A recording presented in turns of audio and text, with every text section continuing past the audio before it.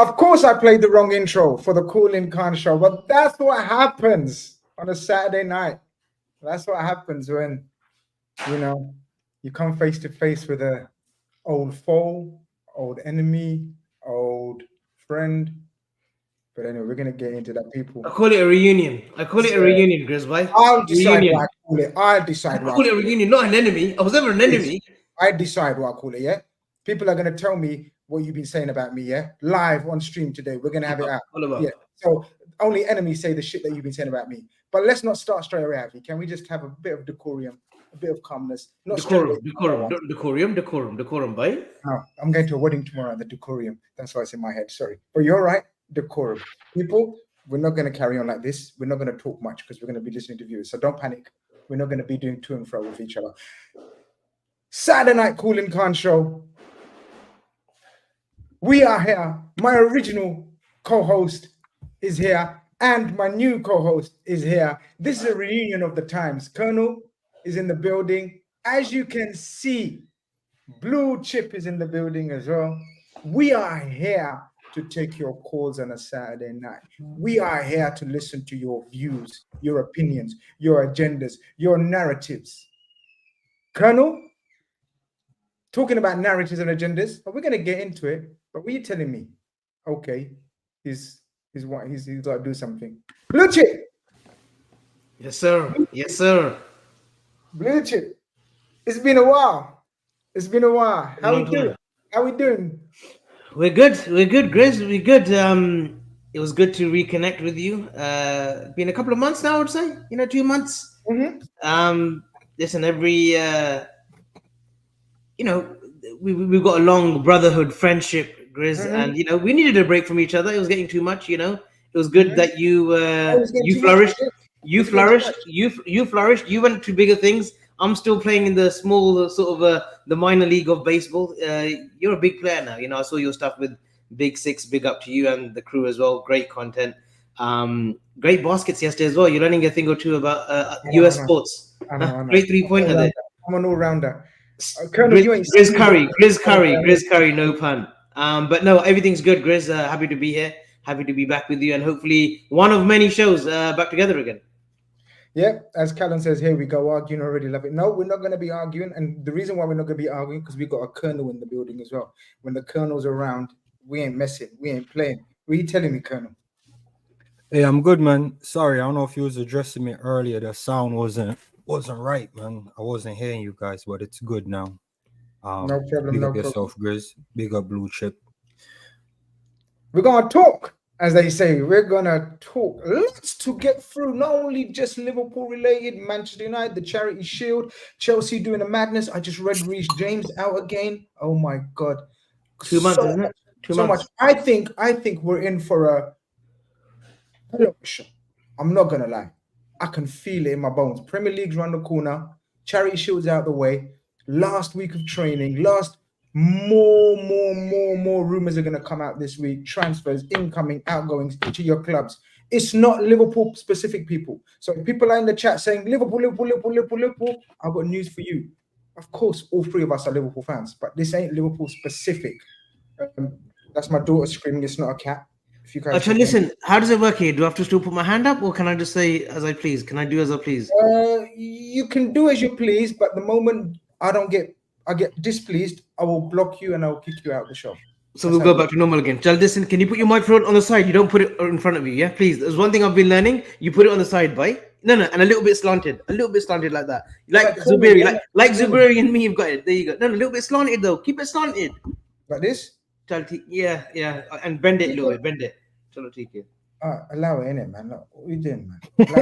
Yo, man came in and was like, yo, fix up your house, man. You got to put the drapes to the side, you know what I'm saying? Rearrange the dress, rearrange the drawers, rearrange the curtains. Man. Yeah, but listen, has made a return. Even Thiago had more appearances than last season.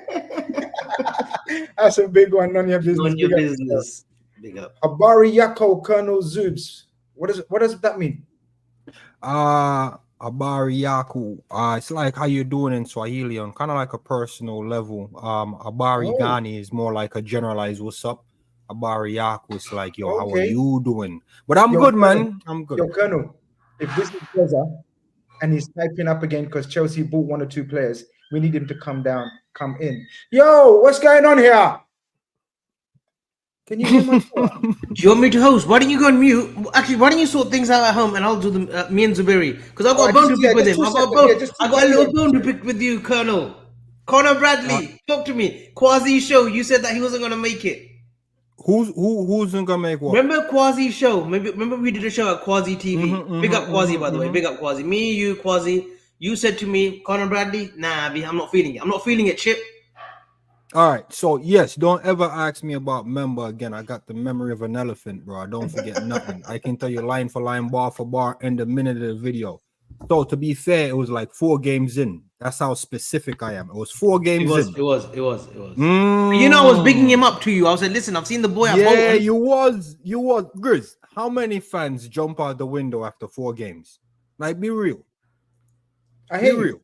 So we're saying this new manager comes in and hear me out. 4 wins, no loss in his first 4 games. We're going over the top. Are we going to go over the top with the new manager, 4 wins, no loss? Or are we going over the top, blue chip? It's a yes or no. But I brought context to that conversation. No. I'm just saying, no. Your context is great, bro. But what I'm trying to say to you is back then, I'm saying, I don't know the kid. So if you rate him, you can rate him. I wasn't. Boy, back then, it was only 3 months ago, 4 months ago. Back then, you're talking as if we're talking last year. We're talking. No. But what I'm saying to you, I don't know the guy. You acting like Bradley been here, bro, and been doing things. That's what I'm saying. You was asking me after 4 games, and I'm like, bro, I don't know. Hold on. You're going about this the wrong way. You're going about this the wrong way. So what? Tell him shut. So what? Like people because we're gonna go. Grizz. I got this. And I still want his opinion on Curtis Jones because 2 years back we had that conversation again when I had to jump on stream, when I had admin rights as well, when I could jump in whenever I like. Obviously, those have been taken away from me. It's okay. We're working ourselves up, Grizz. Colonel, you remember Curtis Jones talk? Yeah, Curtis Jones ain't it. Bradley is it. You should have asked me. The better question should have been, how you feeling about Bradley these days? And I'll tell you a massive improvement since I first saw him. Because he burst on the scene. He could have taped her off, but he's been very consistent. Jones has been very hot and cold, bro, like throughout his entire Liverpool career, whether it's been injury, niggle, sickness. It doesn't quite matter. So what I'm trying to say to you is now, yeah, I'm really feeling Bradley over Trent. Nah, but like I said, man, there's always context to debates and context to what I would say personal views on football. So your view and my view may never sync up. Grizz and I know, man, we're like oil and water, but we're here every week, you know what I'm saying, doing a call-in. Grizz give his take, I give my take. People say I'm trolling, but you know what, man? If it's up to me, I'll sell Curtis probably 2 years ago. If it's up to me, I'll sell him right now, bro. Oh, big talk to start off with. But listen, guys, both of you, shut up your mouths, man, both of you. It's not about our opinions. It's not about our agendas. It's not about what we want to talk about. It's about the people. I'm about to throw the link in there. People are saying, how do I call? What's this, man? Grizz, fix your goatee is pissing me off. What does it mean by that? What's going on? He wants you to color it. Look how grey. It looks grey, man. You could have at least freshened up a little bit before. You knew the chip was coming, Colonel. Look, Colonel, man, looking fresh with the snakes at the back. And look at you with your greys. Just for men, please. Wait, they're not snakes, people. He's got a whole heap of reptilia in the background. Colonel, man. You know what I mean? He's a reptile himself. Reptilia, bro. I'm talking. Yeah, it's actually the reptiles are right here, and back there is whipless scorpions and whip scorpions. Yeah. What's a whipless scorpion? So it's basically a spider with a claw like a scorpion, but it doesn't have a whip. And then I have a version of that that looks like a scorpion, and it has a whip that shoots vinegar. Lord, you know what I mean? All them dinner invites and everything. No wonder I've been passing them up. I ain't coming around your yard, bro. We're eating out. I'm not coming around your yard ever. Actually, listen. No, Grizz, hold on. I'm sorry. Look, that topi, take it off. You look like Crocodile Dundee. What's this, man? Backpacker from the outback in Australia. Come on, yard. So let me explain this story. When I went to Los Angeles, I went to Compton sides, yeah? And if you don't know Compton sides, you need to know Compton sides, yeah? People know. If you've seen the film Friday, people, let me know. Big up Ice Cube, by the way. Big up Ice Cube. let me know if you've seen the film Friday. So we went to the set where Ice Cube and what's the other brother's name? Chris Rock. No, it's not Chris Rock. Is it It Chris Rock? is. It's Chris Rock. Chris Rock and Ice Cube, man. That was it. And Friday, next Friday, yeah. So you know the two chairs, it's all there in the place, and they're selling memorabilia. So I had to buy the Friday house. Fuck yeah, you already know. Boys, not boys in the hood. I said, Ashraf, please shut up. It's Friday. Chris Tucker, you stupid boy. In first error. But listen, people, 450 of you guys already in here for the call-in show. So I think it's time I drop the link for you to come in, talk to us, argue with us, have fun with us. It's a fun show. Orange juice, guanin. What you got? What you got, Avi? I had a chocolate milk, cold chocolate milk, but it's empty now. Cold chocolate milk. Zubimendi? What one with you? Guinness, morning, noon, and night, bro. Yeah, so Zubimendi. That's not a Guinness in your hand, Zubimendi. Huh? Is that a Guinness in your hand? Yeah, it's a Guinness right here, bro. What, the Guinness, like the Irish Guinness, or is that another stout? Nah, it's a Guinness, man. What we doing? Promoting Guinness over here, bro.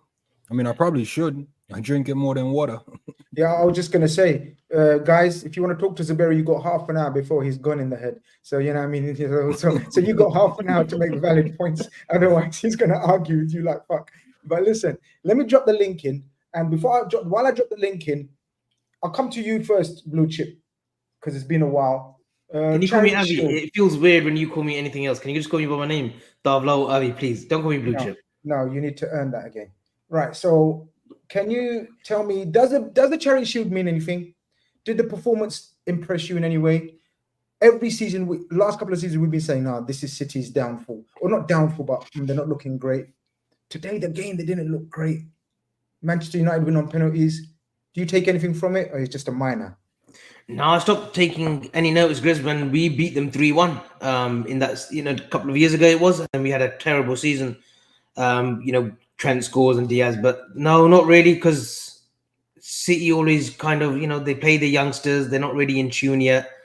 Man United did look good though today. They had enough chances, just haven't got that, striker. So a finisher. So I know Xerxes didn't come off. City had main possession, but no, it's not really what do you call it? Putting a stamper on it. No, I didn't see anything there. I didn't see much from United. City, I don't think they bothered whether they won or lost, but they won on penalties. Maybe a little bit of a confidence boost, especially after losing to them in the FA Cup. So going back to Wembley and getting one over them in a meaningless game, really. I don't really see the Charity Shield as a major. I know they've been saying that it's Pep's 19th trophy, but I don't think he would count that as a real trophy. But yeah, no, not really, Grizz. Nothing to really take away from. United looked okay. Man United, Zubimendi, impress you in any way, shape, or form? I don't know if you. No, I didn't care for the game. And does the Charity Shield mean anything? Like, does preseason? It means something if Liverpool is in it. City and Man United in this cup, bro. I could care less about it. The same way I care less about the FA Cup because both of them was in it. It's a preseason game if Liverpool ain't in it. Liverpool is in it, yeah, I'll be looking towards how they perform, attitude towards winning it and all that good stuff. But Man United, City, I can care less, man. People in the chat, I have now put the link in, and I know how I'll put the link in because the studio is packed up already. Lord have mercy. I just put the link in and there's about 8 people already waiting straight away. Rules and regulations of my call-in show are have clear camera, Wi-Fi, good connection, above all manners. You can argue with us. You don't have to agree with us. All of that business goes. Everything goes except abuse and rudeness to anyone on the panel. Achabai, I do want to say one thing though. Oscar Bob, player, absolute player. James McAtee as well, who's been on loan at Sheffield United. Yeah. Good player, but Oscar Bob's the one. But I don't think that's like hot take. Like it's like why are you trying to impress us? Because I've been mentioning him for over a year. I've been mentioning him for over a year, Grizz. Just sabr a little bit. I have mentioned him for about a year. I think he's Blue Chip. What are you doing? You just buy stocks and just showing people that you get gains on your stocks, bro. That's what he does. Why are you coming for me? Because no one asks you when you talk about him. He asked us about the Charity Shield, no? So it just reminded me when you said you missed your window. People, we need to stop because the studio's full. There's people that want to come on. to pick with you, Zubimendi, don't worry. Let's go More again. bones. How many bones you got to pick with him, man? Lord. Plenty. Listen, we're gonna need our own show. That's our own, not a call-in. This is a call-in. So hold your horses. Okay, people in the chat, people in the studio, channel members get first priority. New callers get second priority. And then the sensible ones that have been on the past get third priority. That's the order of priority. If I see your cameras all a bit and a bit and a bit, you know what I mean, then unfortunately, studio's full, people. Studio's full. Zuberi, how do we increase the studio size? Is there a way on StreamYard? No, there's nothing we can do. You got the ultimate package. Yeah, I remember playing. There's like an upgrade. Okay, we'll check it out later because the studio's packed. All right, what that means, people, is don't get angry, don't get impatient. We're going to try to get as many viewers and callers on as possible. We know there's loads to talk about. So the callers that are in the studio, please respect time. Make your points precise, questions clear, whatever you want to speak about. We're going to keep it moving. First super chat of the night. I'm trying to get them out of the way as soon as I can. Hey, Grizz, Blue Chip, and the other guy. Yo, show some respect to the Colonel, man. When is Liverpool going to do something about the incomings? Maybe we should come together and buy them a calendar. It's August the 10th. Guys, can you address? You didn't even address his name, Harvard Egg. Thank you for tuning in. He didn't respect my panel. He said whoever the other guy's name is. I mean, respect his. Nah, bro. Thank you for your super chat.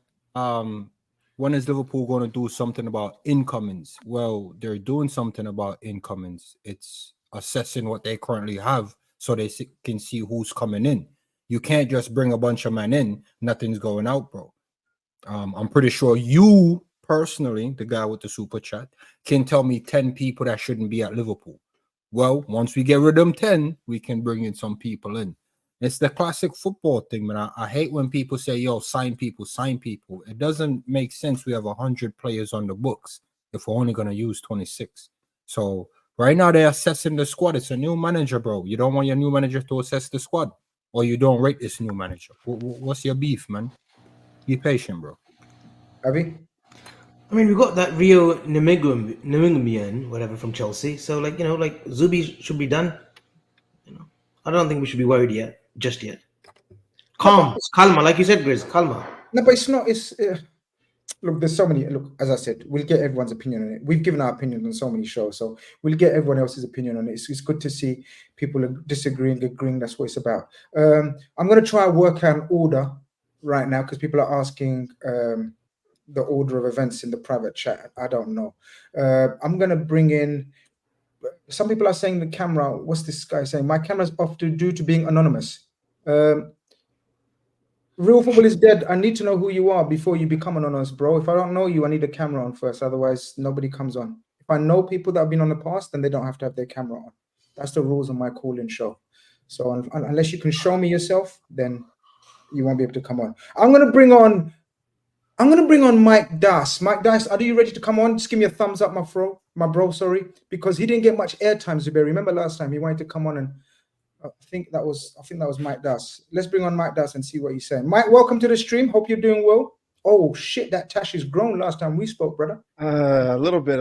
I gotta trim it down. I've been lazy. But big up everybody. And yeah, no, last time I had my say, but I had to dip out for work, and I know it was more like a panel call-in show the way that you had it set up. I guess just like right off the bat, just because you guys were talking about it, I got to disagree with Zuberi a little bit here on the whole incomings, because it's August 10th. And yes, this is a new manager, but they've had 2 months, right? You've had almost 60 days to figure this out.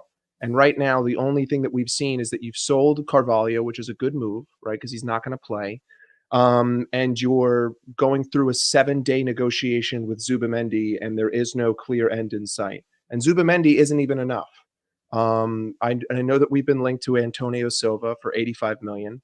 That alone would put us at 130 million over 2 players, if my math is correct. 85 with 50, and 2 players just isn't enough for a rebuild. And this is the 7th richest club, and I hate having to continue to use this narrative over and over, but we're the 7th richest club in the world, and yet we still do sell to buy, like we're Liverpool from 2013, who are at the lower end of the trajectory of their existence in terms of what we've accomplished and where we are at in the table. I just think that it isn't enough. Like, everyone can see that we have an issue in the midfield and we have an issue in the back line and we have an issue in the forward line, but I don't think that we're buying a striker. At the end of I don't think Luis Diaz is going anywhere. I don't think we're getting rid of Darwin. I don't think that we're buying cover for Mo.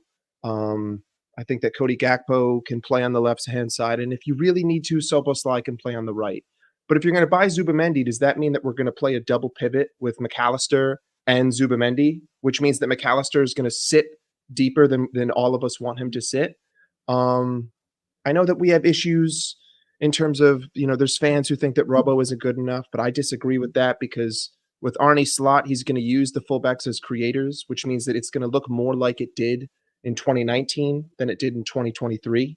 And I think that would suit Andy better. I don't think that the system that we played for the last 3 years really makes Andy shine. And I think that he'll look a lot better in a more conventional, creative fullbacking system. But it still doesn't change the fact that I don't think that we're spending enough given what we earn. And I don't think that the club is doing enough. But I'm not overly concerned because I do think Zubimendi will get over the line, even though it's concerning how long it's taking. And then that'll lead into me thinking, is this player coming to us full of doubts? Like, if he's coming to us full of doubts, am I going to get the best mental state of this player that I can? Which is another concern. But okay, Mike, you've made some amazing, wonderful. But yeah, sorry. There was a little. No, it's good.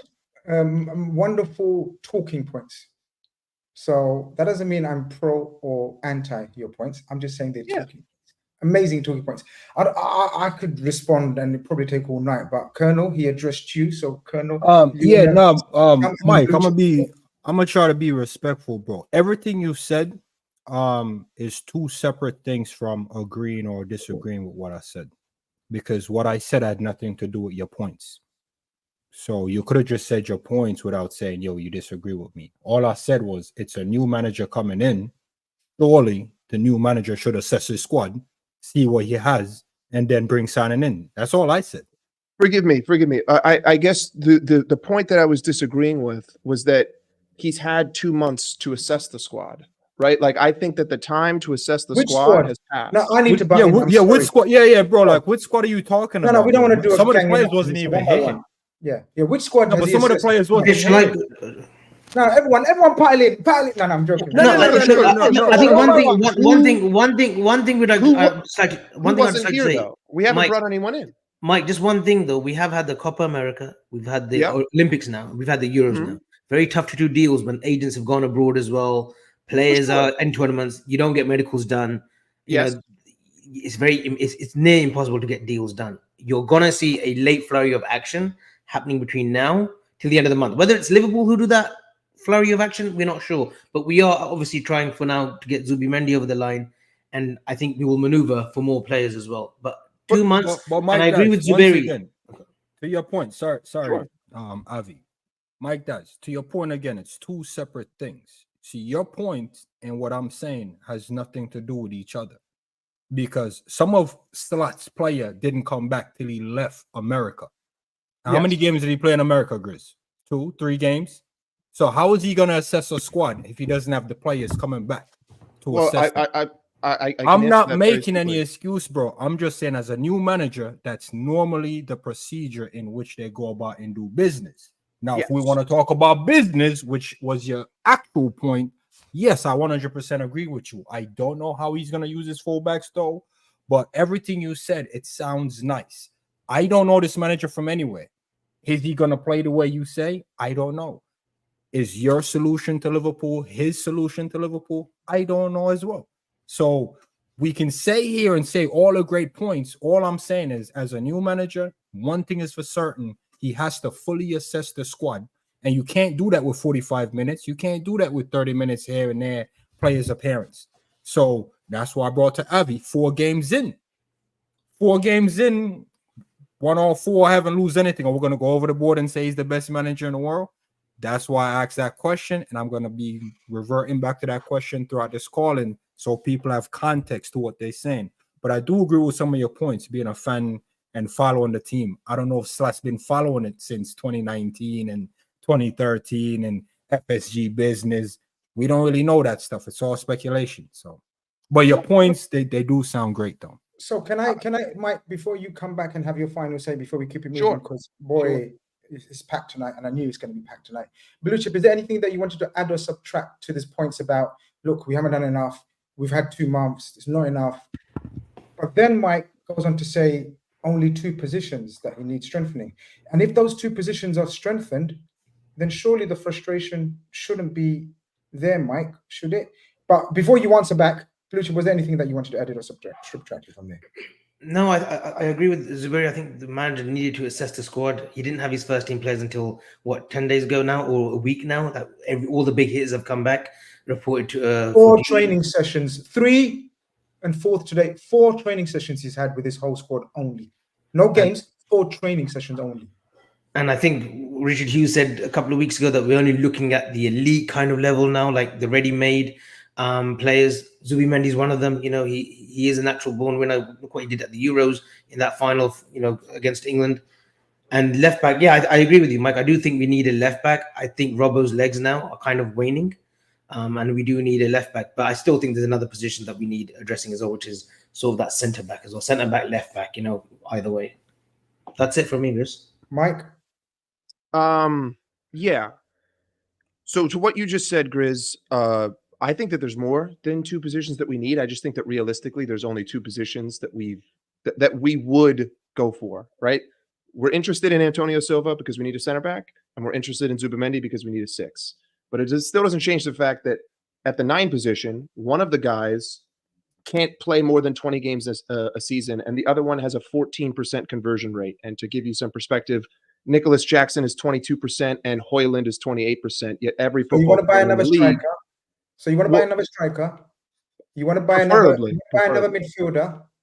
Confirmed? Yes. On top of Zubimendi? I'm not saying it all needs to be done this window. I'm saying that this is what I'm just addressing the points that you're trying to make. Yes, So yes. So you want to buy another midfielders on top of the 5 that we've already got. So get rid of one. One out, one in. How do you envisage getting rid of someone?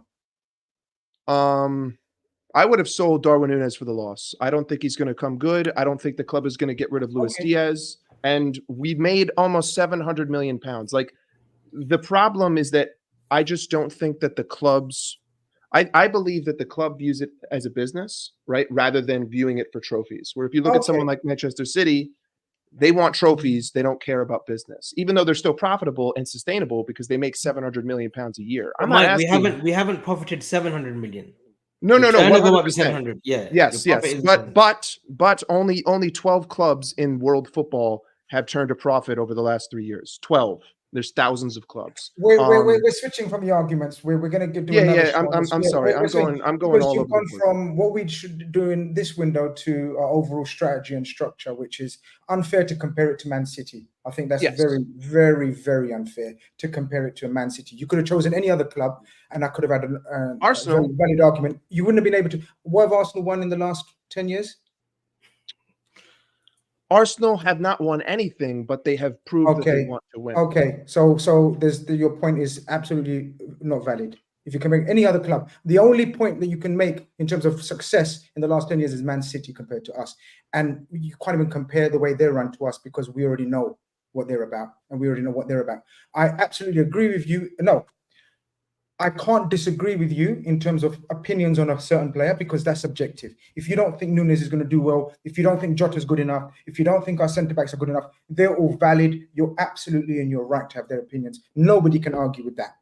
But the rest of your comparisons, I think, are void. But listen, we've got so much to get through. I'm going to contact you. We're going to have a specific show on the topics that you raised. I think you make some really good talking points. But obviously, the calling show has to keep moving. No. You made some great talking points in terms of deep show, and I'm going to invite you on so we can have a proper hour or so to that. Is that fair? Yeah, no, 100%. I don't want to take up too much time. I can go on forever. I rant too much. I know you can. I sense you can, and we will. We're gonna do a mega show on this business. Look after yourself, Mike. Take care. Great. There you go. This is what it's about. Like, I disagreed with a lot of what he says, but you can disagree with respect, and he disagrees with a lot of what we says, but with respect as well. Loads of opinions flying about today. I think emotions gonna run high. People are going to I have think the different. disagreeing and agreeing thing, Grizz, is it's the wrong approach. And the reason why I say it's the wrong approach is if I say what I said about Slack and a new manager, not even Slack specific, it's a general thing. To say you disagree with a general factual statement just to say what you have to say, it's kind of pointless because it has nothing to do with his original argument. So the reason why I'm bringing this up, I agree we should get a left back. I agree we should get an attacker. I agree we should get a better midfielder. So you see what I'm trying to say there? Mm-hmm. I actually align with his point, but he's saying he disagrees with my approach. And it's like, dude, it's the manager's approach. He's new. I don't want this guy coming in here ripping up stuff and he doesn't have a clear assessment of what he has and what he needs to do.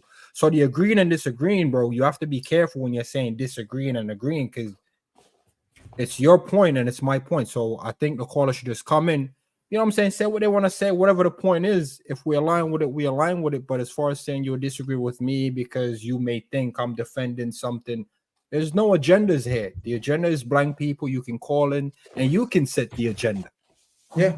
Well, Mike has some interesting points. Guys, stop spamming the chat. How do I call in? Everyone knows how you call in by now, Andreas. The link is pinned in the chat right at the top. Call in, camera. Otherwise, you're not coming on if I don't know you, and I don't know you, so you need a camera to come on. Can we just put a little side thing in there? Carvalho leaving, sold today for 22 million plus add-ons, totaling about 27, 28, whatever, 27, 28. Just a quick thoughts on that before we let someone else on as well, because I think it's good business, great business, personally. Okay, I agree. I'm kind of disappointed, Grizz. I'm not going to lie. I did say at the beginning of before preseason, I said I hope he gets a good look. Hope he's looked at. Hope Slot assesses him properly. Played him off the left. He's done well in preseason. You know, he was working a lot more harder in the preseason games, but it is good money, and I'm not going to disagree with that. I know, Grizz, you've been saying for a few weeks, maybe a few months now, that you see him being sold. And rightly so, he was sold. But it's kind of sad because I know you met him in LA and his body language seemed as if, you know, he's positive about his sort of positive future at Liverpool now. Was he? No, I said no, you know. No, it wasn't, because just in front of the camera, off the camera, he said, bro, I just want to play games, innit? I got the message. He's not going to play games. Come on, is he going to play, guys? He comes across like, yeah. Is he going to play games? Gakpo, yeah, I don't think Diaz, he's gonna get 20 games, bro. Yeah, so never. I don't knock him and his demeanor off the camera, like you said, Grizz. But I think it's great business, man. If he goes on to have a wonderful career, we bought him for 5 million plus 2 million add-ons. Let's say 7 million. I don't even think he achieved the add-ons, right? So 5 million. I'm sold him for. We'll sell him for 22. Good business. You can't knock that, man. It's good business, man. Typical Edwards. I think that's Hughes. Typical Hughes. But people can. You know, as I said, agree, disagree. All right, Dava's on next. Dava, if you want to unmute yourself, you're coming on now, my bro. Hope you're doing well. Hello, lads. Are you all right? We're doing very well, my friend. How you keeping? Massive fan of the show. Big yourselves up, lads, yeah. Just wanted to come on and say I'm loving the way Arne Slot's moving. I think he hasn't had time to assess the squad. I disagree with the last caller totally. He's only had a couple of weeks with them, but he's just got an aura about him. And he's moving and he's getting these players out that need to go out. I think the Carvalho was fantastic business. He's not going to play. He's a squad player. Get 27.5 million for him. Fantastic business. 20% on the Solanke, thanks to Edwards as well, who did that deal. So we've got extra money there. We've got 9 million from that. So that's totaling nearly 30 million from 2 players, plus Gordon going out on loan. Fantastic. Get game time for these youngsters. I just love the way Edwards and Hughes are moving at the minute. I expected a quiet window. I'd be quite happy with Zubimendi coming in with everything that we've got rid of. I think if we get Zubimendi in and that's that, I'm over the moon. I feel sorry for Endo a little bit. I think his legs have went a little bit. I think he sort of knew it was on the cards when he sort of come in that he was surplus to requirements. He's been a fantastic servant and I wish him well if he does go. And I'd like to also say, I don't think we need an attacker. I think Diaz in the Copa America was absolutely killing it. He was one of the standout players for me. And Zubimendi in the Euros, when he came on against England, he was fantastic. I think Diaz is going to push on this season and prove a few people wrong in terms of his finishing. I think that people seem to forget our front line consists of Mo the King, Salah, Diogo Jota, Cody Gakpo, Darwin Núñez, who I think, again, is going to kick on. I feel sorry for him because he gets a lot of stick. Okay, he misses a lot of shots, but it's only a matter of time before they come good. Do you know what I mean? And I think with Jota back in the fold now as well, fighting for those top positions, I don't think we need anyone up front. I'd be happy if Gordon stayed at Newcastle. Don't get me wrong, I'd be happy if he came in as well. But I just don't think it's something that we need. I prefer a left-footed centre-back that can also play left-back as well, personally. Someone like Incampe or, you know, what's the lad from Sporting? Iniacho, is it? Yeah, or someone like that. I think we're only 2 players away, lads, from challenging for the title again, you know. I really do. I believe in Slot's vision. I believe in what he's doing. I'm happy with everything that he's saying in interviews. I'm happy with the way he's conducting himself in training. I'm happy with the way he's getting rid of all these players. And I just think the Liverpool fan base is very reactionary, and we want everything, and we want everything now. And it doesn't work like that. Things take time. Things take a process. With Jurgen Klopp announcing that he was going, we were all absolutely devastated, you know, and it was like losing a relative. Do you know what I mean? But we knew it was going to be a process, and we knew it was going to be a transition. The whole backroom staff went. So it means a total overhaul. And as far as I'm concerned, with the way Liverpool have moved and the way we are going, I'm very happy as a Liverpool fan this season, ticket holder. Big up Husam, big up Tom Little as well. Terry Tibbs talks footy. You know who I am. Let's Dava. Dava, nah, I'm gonna have to write your name down, bro. I like the energy, man. You sound like a proper supporter, bro. I'm very proper supporter. Now, don't say proper, because that's going to cause arguments in it. What's a proper? No. I'm emphasizing it. Now we have to emphasize it, Grizz. There's fans and there's supporter, bro. If you're a supporter, you're supporting the thing. I like that. Fans is trying to poke holes in the thing, bro. And that's what I've been trying to tell, man. I'm a proper I agree with that. supporter. I agree with that. Supporter means different from being a fan. Yeah. But Dava, first and foremost, where have you been, man? Like, well, to be honest with you, mate, I had a stroke in 20. We need people like you, man, talking like. To be honest with you, I always used to go on the football terrace, so Terry knows me quite well. And in 2020, unfortunately, I had a stroke in work, and then I had to, for 3 years, I had to learn to walk and talk again.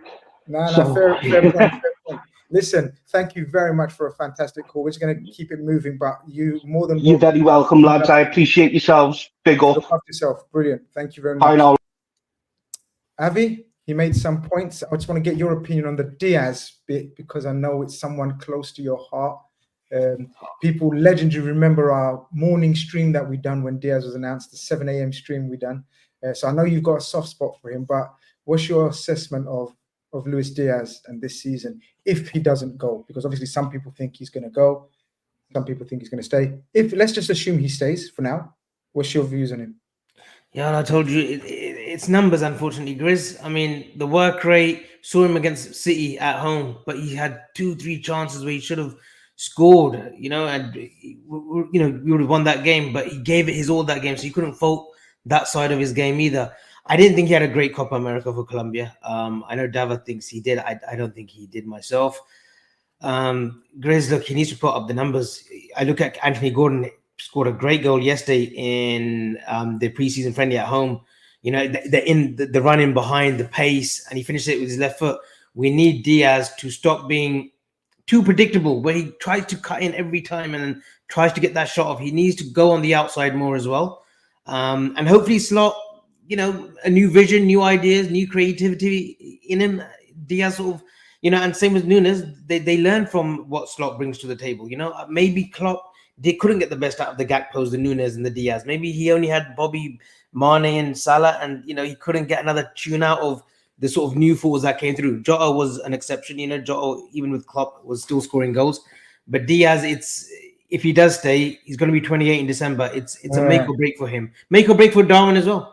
It's Darwin Núñez last season as well. Slot believes in him, and I do like the work that Slot did with Santiago Giménez at Feyenoord. Made him an absolute Santiago Giménez. Santiago Giménez. You're trying to tell me how to pronounce names. I've changed. I'm a different man. Jimenez. Be better. Jimenez or Jimenez? Jimenez. Yeah, the work that he did with him made him a 30-goal scorer. I know it's only the Eredivisie, but still, it's he's a pretty good player. I know someone said he's trash. He's not really, but yeah, numbers game, Grizz. No more. He needs 15 to 20. Mane was putting those numbers. That's what we need from Diaz. Quick one, Colonel, on Diaz or any of the points that Dava made, because he said we don't need anyone in attack, or he mentioned. Yeah, Dava said no attacker. So the only thing I would align with Avi on is the numbers. It's nice when you sit a man down and stuff like that, but the end product is how we win the game. 0-0, you sit 5 man down, we don't win that game, bro. It's 2 points lost. So that's for I prefer Gordon. If he comes, that would be the sign where I'm like, you know what, business is gonna get done. We can have the greatest defense in the world, bro. If we ain't putting the ball in the back of the net, which no one really trusts Darwin to do that.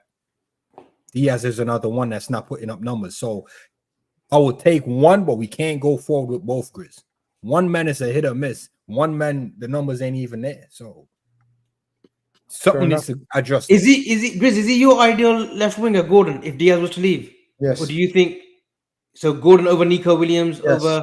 Oh no, Nico Williams. That's what I said, isn't it? I said, is he your ideal winger? I didn't say to you anything else. If you let me finish, is he your be all and end all on the left, Gordon, or do you prefer someone like Kyria of Napoli or a Nico Williams?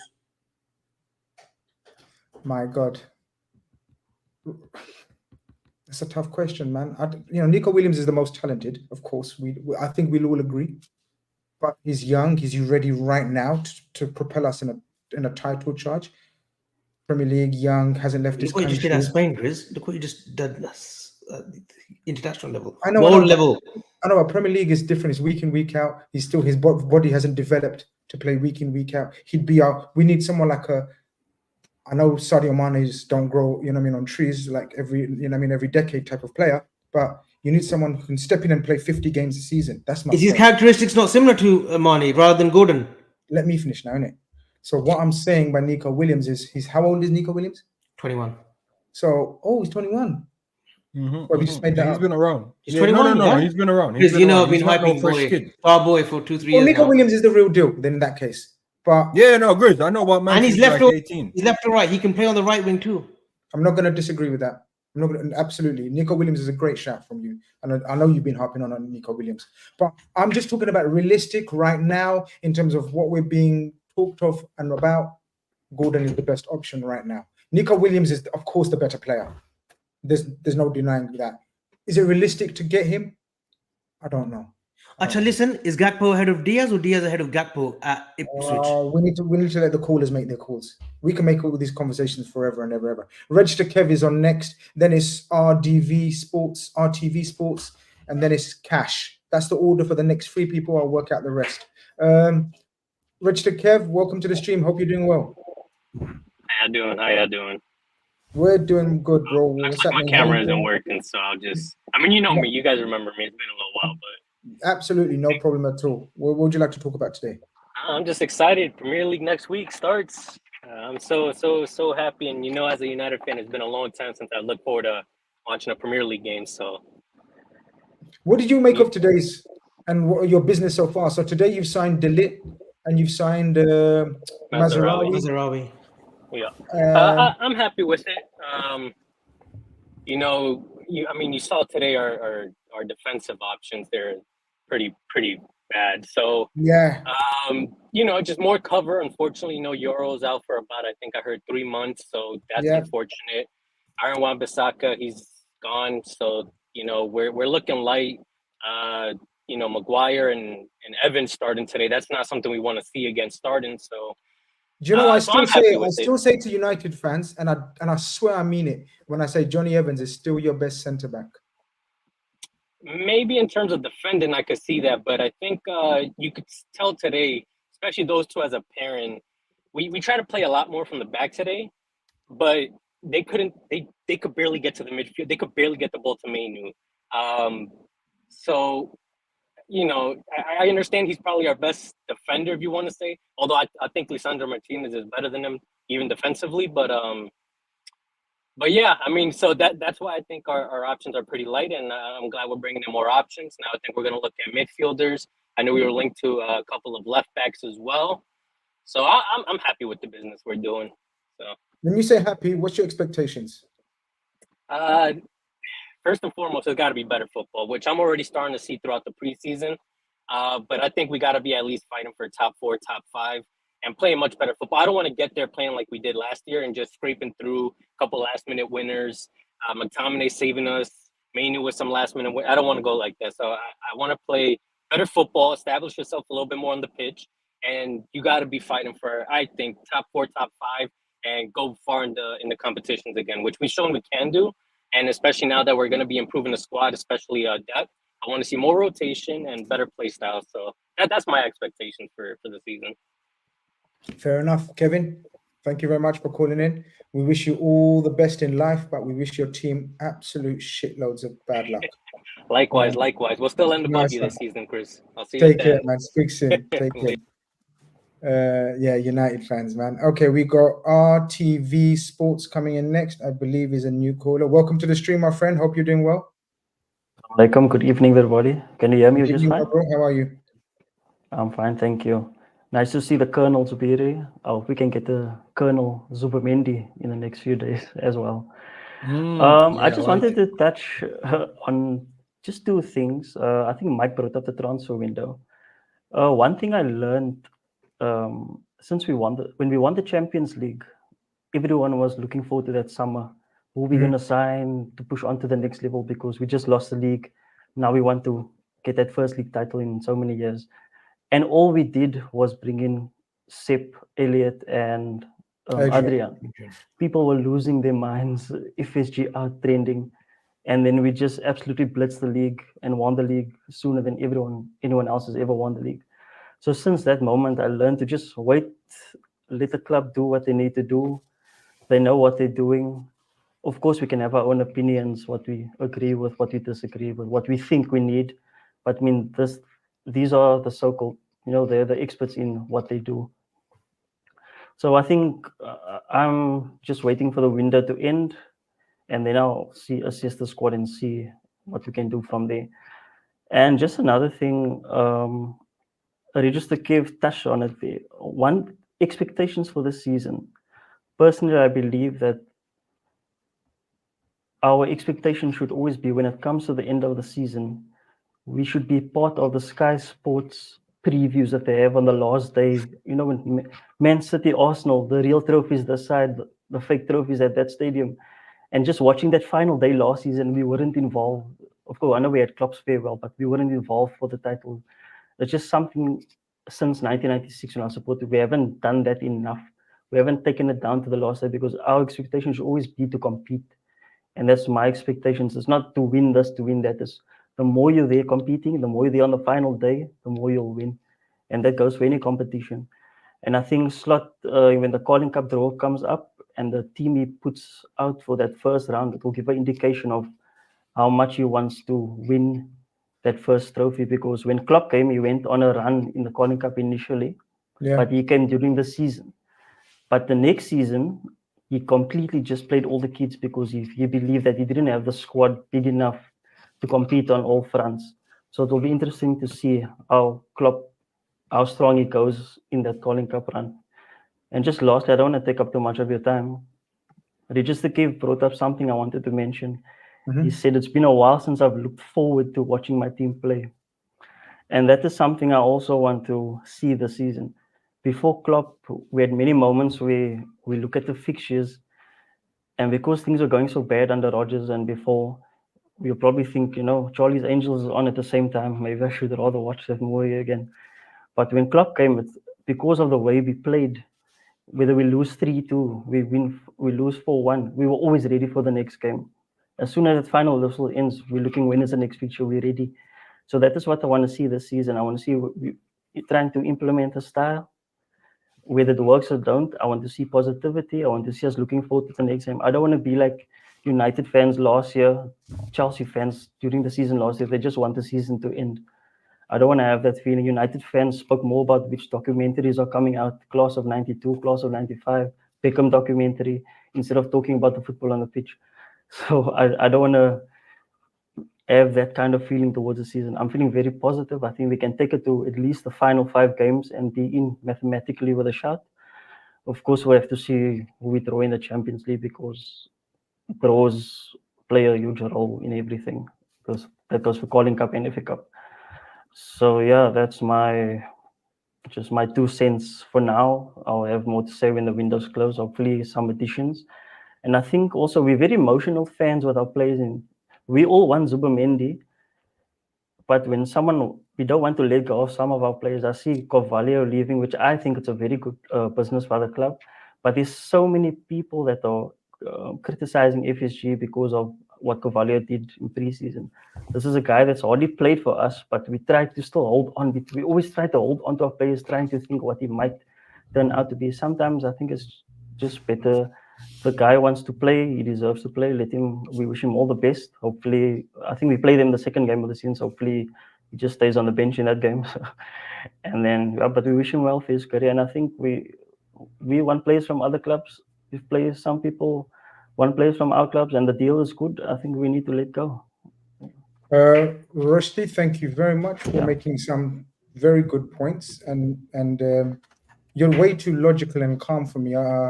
I'm very shocked to hear logical and calm fans in this day and age, but thank you very much for calling in again. And sorry, just one final thing, Chris. If you're tired of the UK weather in December, Pakistan's coming to New Orleans in South Africa, 3rd of January. If you want to come down. Is that for the some tickets? Is that for the cricket? Test match, yeah. My brother, please don't mention cricket and Pakistan. I'm a fan as well. The javelin champions. Yeah. I'm actually started javelin throwing now. That's my new sport. I'm going to try to, when I see Yavi next time, use him as a target and see how if I can get him with a javelin, hopefully getting through the chest. So that's my new sport. But thank you very much for calling him, my brother. Good evening, everyone. Take care. Did we bottle the league last season? You know this clinging on to players. When okay. Fabio Carvalho, young player. What did he actually do for us? Where's this love and adulation? No, it's the excitement because we saw him at Fulham. Because from Fulham. That season he got promoted. So you got excited. Fulham season was nice, bro. If you cling on to those players because of what they've done for the clubs, like Diaz. You clinged on to Diaz because of his Porto stint. Yeah, but if you're getting 27 million for a guy who's done F4 for us except score that goal in the Newcastle game, he doesn't obviously fit in with Slot's system, guys. He wants to play as the 10. By the way, he told me as well, I play in the 10. That's my position. And Slot didn't give him 5 minutes in the 10 all pre-season, guys. In 4 games, he played him off the left only. Whilst there was no Gakpo, while there was no Diaz, while there was no Nunes, while there was Jota was there. What does that say for him, man? Why are we worried? Why are we? Because we want youngsters to prosper at Liverpool Football Club, Grizz. It's not. We've always had affiliation with the youngsters. Robbie Fowler, McManaman, Redknapp. Then later years. Yes, I get that. The winning mentality. We want youngsters to prosper. Like Harvey Elliott. Why are we clinging on to Harvey Elliott? Why do you cling on to Harvey Elliott? Because he's doing it on the pitch. Because he's done it on the pitch. Last season he's done it on the pitch. Last season he started to make more of an impact. Yes, off the bench more than when he started. Yes. How can you dare compare what Carvalho has done to Elliott, bro? I'm not comparing. Who's comparing? I'm saying that we clinged on to Carvalho because of his youth. He was an exciting talent, Championship's most exciting talent. We brought him in that January for a summer move. It hasn't worked out. But look, that money, 22 million, that's a good money. Guys who have been on the studio, I'm going to kick you from the studio. Sorry, guys, because we need to make space for others. Hope you don't mind. Gon, you was going to say, Colonel? No, I'm saying you guys are confusing 2 separate things, once again. So I'm just going to be here to mediate. We're quick to talk about Elliott, but we won't talk about Jones. So it's good to have a player that you like the fairy tale of coming from the academy, rising through the ranks like Gerrard. If you really spread it out for a 20-25 year period, there hasn't been that many, Avi. There hasn't been. So I think that it's the loss of having one more. So that's the cling to players thing. But Avi, you're not going to sell Bradley to go get a ready-made right back. You're just not going to do that. Are you going to do that? So each fan have that one player. They're like, yo, I don't want to lose this guy. I don't know anyone backing Carvalho, to be fair. Some people saying Carvalho is better than Elliot. I'm not really big on the Elliot train, but How he's can very you? How effective. can anyone say No. that? You cut me off. But he's Okay. been very effective. Was the last thing Don't I cut him said. off. He was a super sub, bro. Last season, we're gonna say Elliot wasn't a super sub. Exactly. He wants to be more than a He super was sub. impacting the game off the bench rather than when he was starting games. Right. People But so got this small is his memories to or prove short his memories worth. rather. Yeah, so you know what I mean. So it's just one of them ones, man.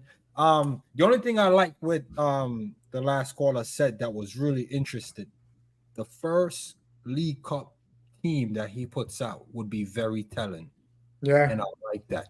I love that point. So if you're still listening, big up yourself, man.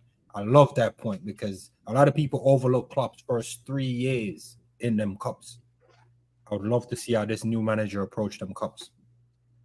None of your business. Big up, none of your business. Zuberi's Cujo agenda needs to stop. He's done well before his injury. 100% good enough for the squad. Yes, but Grizz, the injuries are starting to take its toll. That's where I'm starting to agree with Colonel. He has to stay fit. He needs a clean bill of health. We need to see a fully fit, seasoned Curtis Jones. These stop, starts, not doing good for anyone. It's like Jota. I would be happily ready to part ways with Jota if we got 50 million tomorrow for him. Because he will not give us 38 games. He won't give us 38 games in the league. If he stayed fit last season, we would have won the league. Games against United away, where his little trickery, his movement is so crucial. We messed up in the FA Cup, he wasn't available, and in the league game, he wasn't available either. How much? 50 million. He's going to be 28 years old in December. Colonel? Listen, all I'm going to say is Jones been at Liverpool for 5 years. It's an absolute disgrace for you to be at a club for 5 years and don't have your place in it. It's valid. 2 years ago, I would have argued that. And you know, I've come on a show and argued. No, Avi. I just want to paint the context. People forget. I'm saying it's valid. No, I agree with you. It's 5 valid. years and you don't have a spot. You're still fighting after 5 years.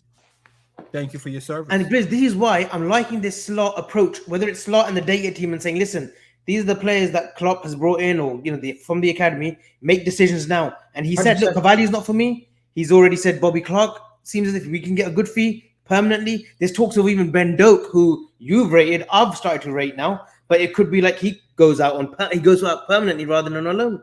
I'll be shocked if it's Ben Doak is permanent. I'll be shocked. So that's your one that you want to keep. Good. No, but I'm just saying. No, but it's not. Everyone has favorites. Is his favorite CARVALHO? I'm not saying it because of that. I'm saying it. I'll be shocked if he goes out on permanent deal. Oh, okay, that would be the shocker for you. Yeah, that's what I'm saying. I'm not saying, you know what I mean? I think that would be a shock for everyone, to be honest. But I agree with the ruthlessness approach seemingly taken. I agree. All these bloated squad players, youngsters, listen, we can't have everything, man. We can't have a bloated squad and then say bring players in. We've got to keep moving players out. And just because we don't agree with them, can't kick up a fuss every single time. Like, yeah, you're right. Gordon was the one 2-3 seasons ago. Injuries have cost him, and he doesn't look the same player. No problem. Unfortunate, right? No problem. Bobby Clark, not Billy Clark. Bobby Clark. Yes, Bobby Clark. It's Bobby, not Billy. Who could be Billy? You know, he's thinking of his star boy 5 years ago, Billy Cometio, who's gone to Dundee now on a permanent. You rated him, Grizz, on a previous channel. Don't lie to me. You rated Billy Cometio, but you're talking about Bobby Clark. Grizz, Lee Clark's son, not Billy Clark. There's no such thing as Billy Clark. Just because I called him Billy the Kid doesn't mean I rate him. You'll be saying Billy Elliot soon. No, it's Bobby Clark. I know, but just because I said Billy the Kid doesn't mean I rate him. Cometio is the worst player I've ever seen. Clark. Okay, tell us about Bobby Clark. Bobby Clark. I mean, look, I agree. I'm okay with Bobby Clark going. Like, so many people have gone into mourning because of Bobby Clark. Stefan Bajcetic too. You were right about kind of right about Bajcetic that he's going to go out on loan, and he's going to go out on loan. But he needs games. He actually does need a full season of 40 games, like Harvey Elliott at Blackburn. He needs to go out in games. He's not going to get that slot. Cup games are not enough for Stefan Bajcetic at 20 years old. I'm honestly, you know, you said sentimental young players, this and that. I just want to win. If everyone else has moved on, every other club has moved on to just winning, how are we still being sentimental? But yet we used to cuss Klopp for being sentimental and sticking with his players. I'm out, man. I just want them to do what they got to do, and then we judge them on the pitch. That's me. Cash is the next caller, people. then it's Andreas, then it's Jezza, then it's Paul. That order for now. Cash, Andreas, Jezza, Paul. Please try to remember that. Why are we loaning Bajcetic before we quickly go, guys? He needs games. Yeah, Cup he games needs on it. game time. Because he only gave us the 10, got injured. He gave us one appearance, I think, at right back and off the bench appearance in the Europa League. 6th. Yeah, he doesn't really have a lot of minutes in his legs, so he definitely needs that, to be fair. Terry Tibbs talks football. He says, thanks again, gentlemen. I'll be on again and smash the likes, people. Be respectful, be kind. One love, lads. Dava. Brilliant caller, my friend. Hope to have you on much more often as well. Keep in touch, stay in touch. Cash is next. Cash, welcome to the stream, my friend. Hope you're doing well. How are you? Oh, I'm fine, thank you. You guys can hear me? Yes, sir. Yes, we got you. Oh, okay. Hey, first of all, big up to Grizz, Colonel, and Blue Chip. It's my first time here. I'm a Liverpool fan. My full name is Prakash. I'm from Malaysia, actually. From? So Malaysia. Malaysia. What's the time in Malaysia? 4:10, 4 a.m. Yeah, that's why I call love big and up, man. dedication. That's why I call dedication and love. Yeah. Yeah, first of all, like the previous two callers, yeah, I'm so like cool, calm, and composed with the way Slot handling the team. You know, as like a coaching point of view, I feel like yes, his hands-on approach is very good. Mm-hmm. No, I can see that players are happy, and then yeah, man, I like can see the improvement. Like the only thing that matters to me, like previous years, like the defense, how we defend. I think scoring goals is not big of an issue for us all this while. You know, the way we defend, and then a lot of like the clumsy goals we let in. You know, we have a very good keeper in Allison, and also Gallagher is not a bad keeper either. You know, sometimes yeah, I think the positioning of players, yeah, something went wrong in during the Klopp era. Not digging up for Klopp, but yeah, something went wrong. The players like lost their purpose and stuff like that. But I can see the players are rejuvenated. Okay, even Mo Salah looking sharper than ever. You know, with this new hairline and everything. Man, the players are playing with smile, and you know it doesn't feel like, oh, we don't have a recognized DM right now. Okay, so we cannot do this, we cannot do that. Okay, even in the preseason games, we see like the positioning is good. All the players, they know their role very well. You know, as a coach, as a coaching point of view, it's like there's a breath of fresh air, really nice. And I really think Slot can make a difference in this team. Addition with like players like Zubimendi, you know, and I know there'll be more addition. Okay, hope Slot can do his magic this year. Okay, so like, yeah, all these years, like after we won the Champions League and EPL, you know, after that our all our games like 1 point different, either like that, or we never had the player, you know, players like we are always a shortage of one player for the game. You know, I was like, oh man, but I do know, like, even though we shortage of one player, but we can do in a strategic or positioning point of view. You know, I can see this in Slot. You know, like, you know, manage the team very well. Okay, just put in some players. Okay, you know you got to do this role. Okay, this is what you got to do. Man, I really like that. And yeah, I'm feeling like, even though let's say touch wood, man, we didn't buy any players. I'm actually very confident in Slot, and yeah, he accessing the players. He seems to be like a he's brought back the feeling, isn't it? He's brought back the good feeling, isn't it? We were a bit down after Klopp. Yeah, it looks even like Klopp. Yeah, even Klopp was down. He himself was down. You can see it, right? But then, yeah, he's like, not say ruthless, but he's giving the players, okay, you can do like this, how to improve yourself. What is like, yeah, it's just amazing, man. Cash, appreciate your call, man. Thank you very much, and hopefully your optimism is proven to be right, and we have a good season, bro. Thank you very much. I just want to big up the Asian Reds, by the way. Last September I was in Singapore, and we woke up, I think, stupid o'clock to watch one of the Liverpool games in the Singapore pub, the LFC official Singapore bar it was. But a great crowd. Even the early hours of the morning. I think it was a 2 a.m. kickoff, but great crowd in Asia. So big up to them. Yeah, Nice Singapore's like 2 hours away from me actually. Yeah, that's why when you said Malaysia. Big up, bro. Nice one. Thank you very Thanks, much for man. calling in. Thank you. How many autographs did you sign? Photographs is pictures now, Grizz. Selfies. It's replaced photographs, please. Yeah, they're asking about you though, Grizz. They'll say, "Oh, Grizz." By the way, guys, someone's just messaged me and said Bobby Clark has been agreed. It's not on Twitter yet or anything. Bobby Clark has been agreed as a full-time sale for 8 million euros. Now, I don't know this guy, so it's not a bomber. It's not an exclusive, but he says the sale is agreed. 8 million. What do we make of that? If that's the case. Yeah, if that's true, it's great business. 8 million? Chris has only played like 3-4 games. We bought him for Newcastle, I think, for 1.5. Didn't we? We had to pay like a compensation fee for Newcastle. So it is what it is. Maybe it's a buyback. I mean, I don't know, but 8 million for a guy that's never really lit up the Prem or do anything is great business, bro.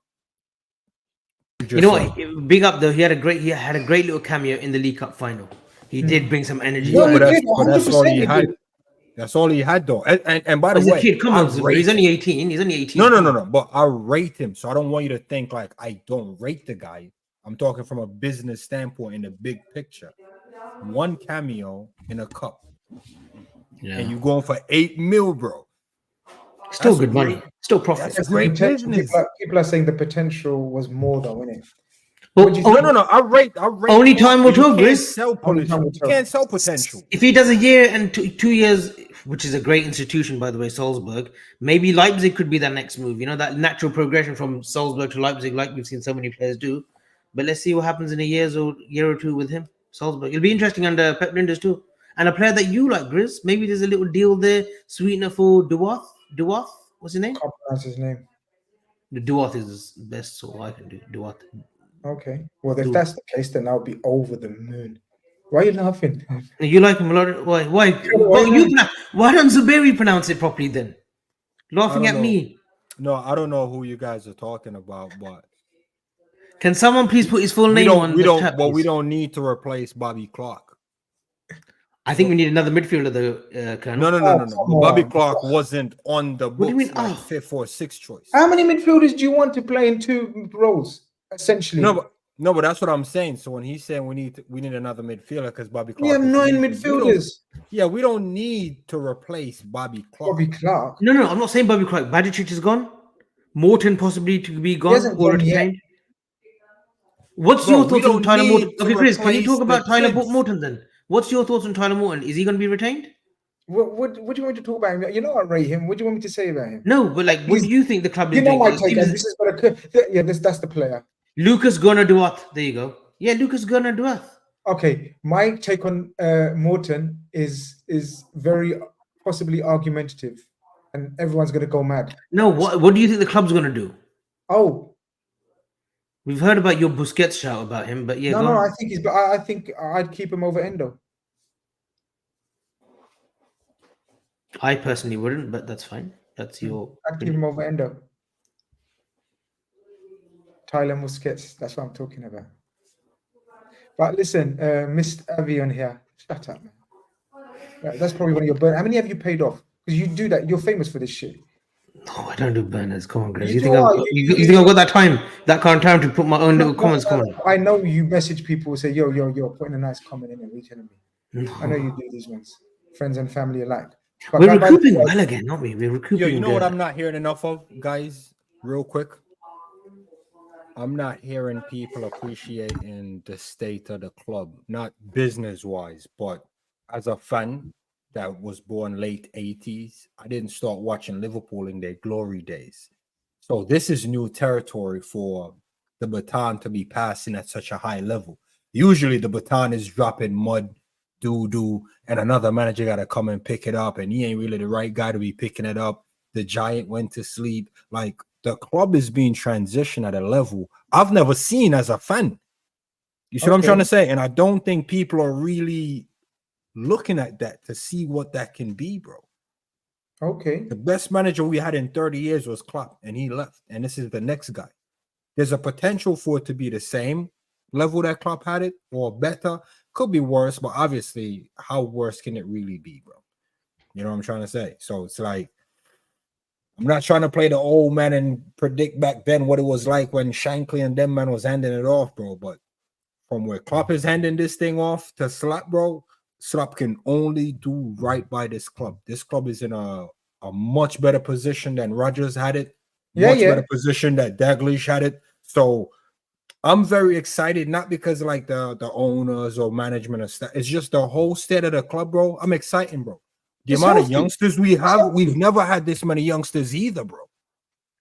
It's healthy. There's no. I think it's been unfortunate on Slot though, Grizz. 2 big football tournaments.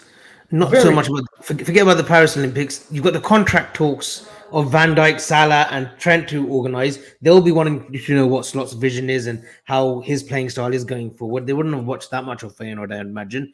You know, new hierarchy at upper level, at the board level. Edwards coming back. There's been a lot of upheaval and a bit unfair on Slot, but he seemingly, the way he talks, the way he presents himself, in stride. I think Rushdie said, it was Dava who said, there's a bit of aura. There is a bit of aura in Slot, and he feels he's reassuring, and he's reassured us fans when he spoke, and he spoke very clearly. You spoke to him already firsthand. You would have, and I'm sure you would have sensed it in that being in the same room as him, that there is confidence coming from him, Grizz. Is that how you felt when you asked him a question or being in that same room as him? Bro, what is it that we were worried about after Klopp? The players are not going to buy into him because they're going to say, "Who's this geezer? We don't even know him." But the way they were bouncing and the way they're making comments after every training session, and how the smile on their faces and the camaraderie, bro. You need to have man management skills. Not only be a great coach, but have man management skills to create that bond again. Because Klopp was the king of that. Look, some people may argue with Klopp's tactics sometimes, but you can never argue with Klopp's man management in terms of bringing out the best, people wanting to fight for him. I think this guy's got it, you know. I think that this guy's got it. I think the players will be ready to rock and roll for him. Guys, do you think that's why they picked him, Grizz? Because of yeah.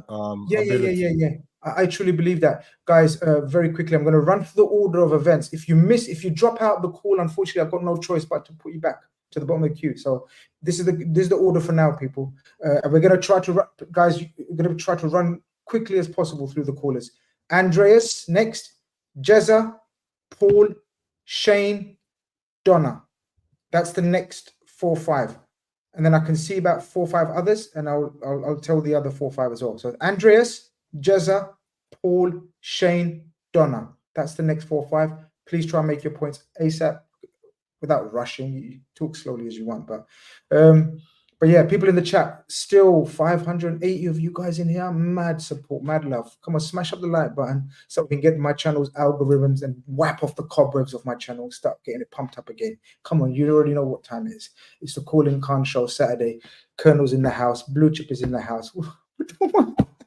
What you don't want? I don't know what more you don't want. This is mad. All right, Andreas, hope you're doing well. How's things?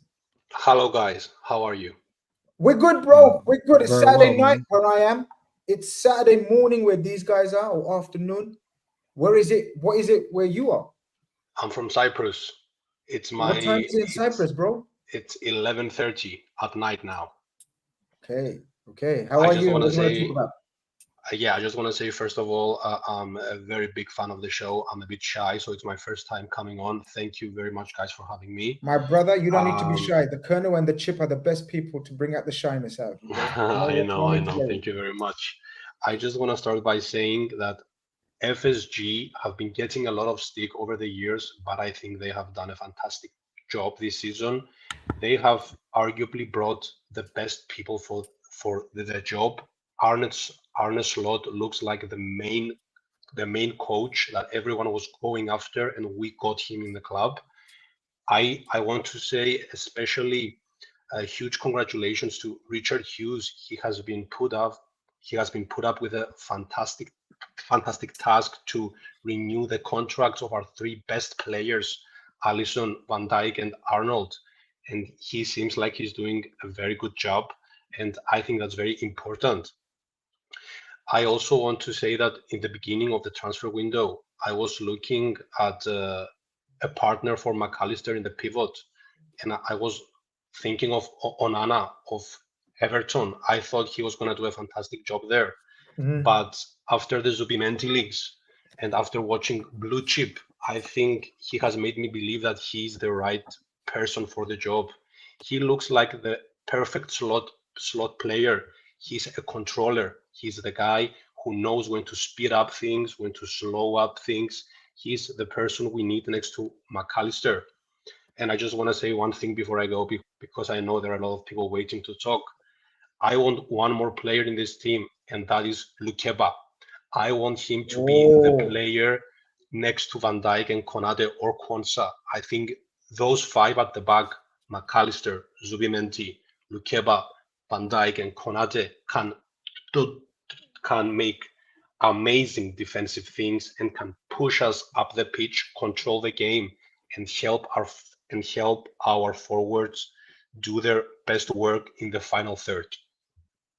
That's all I have to say, guys. Thank you very much for Andreas, having me. thank you very much for calling in for the first time. Make sure it's not the last time, my bro. You're very welcome. Saturday night calling Khan shows are back on a regular basis. So thank you very much, bro. We will discuss what you just said. Thank you. Thank you, guys.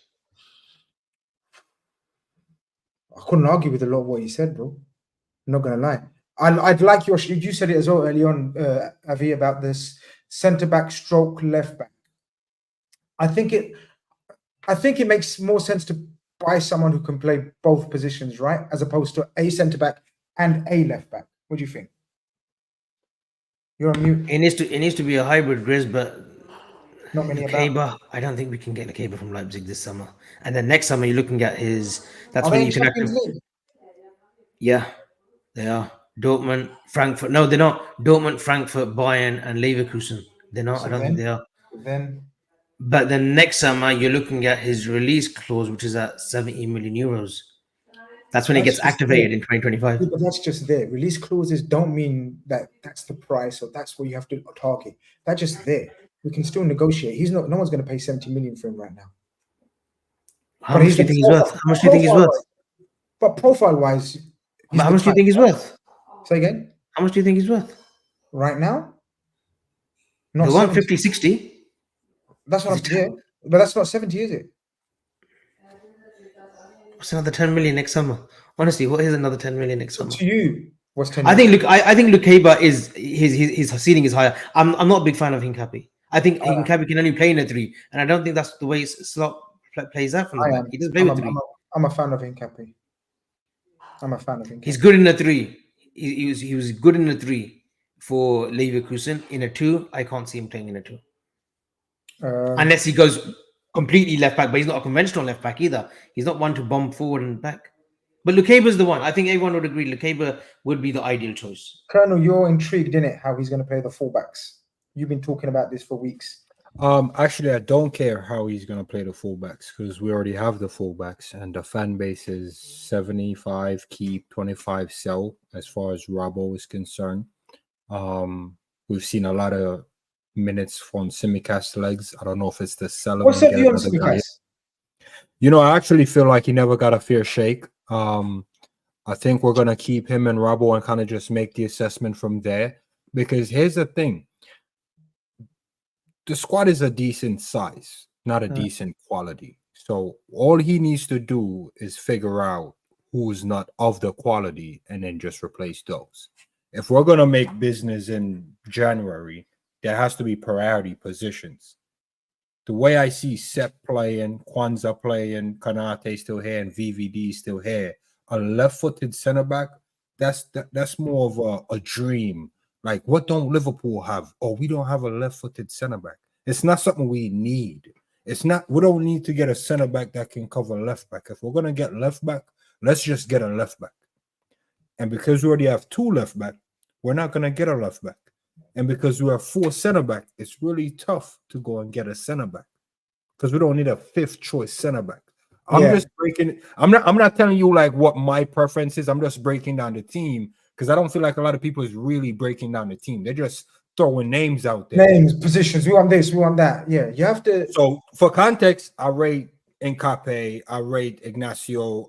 I'm looking at this Lukiba guy. He seems like a guy, but what we need as a team, it's really hard to say because we don't know how this man is going to set up for his cups. That's and we key, don't know how right? he's gonna set up for That's the, key. and it's key. And I keep telling people, I'm giving him till the end of September to really make sure some of my points. And No, January. it's going to January. be too late. No, You know, January. but September is going to be too late because they're going to say, well, Zubir, if that's how you feel, we should have probably made business in the window in the summer. But sometimes you have to sacrifice some of these times, bro. So as far as the fullbacks are concerned, I think we're covered with fullbacks. Are they the right quality? Slot can decide. Center back, it's up in the air. If we're going to get a center back, it has to be replacing Kanate because we know at some point he might get a knock. Ooh, I'm not saying he's injury That's prone. controversial. Jota. No. But he might get a knock, right? If Kanate gets a knock, our options is Joey, who I'm expecting Joey to leave before the window closes.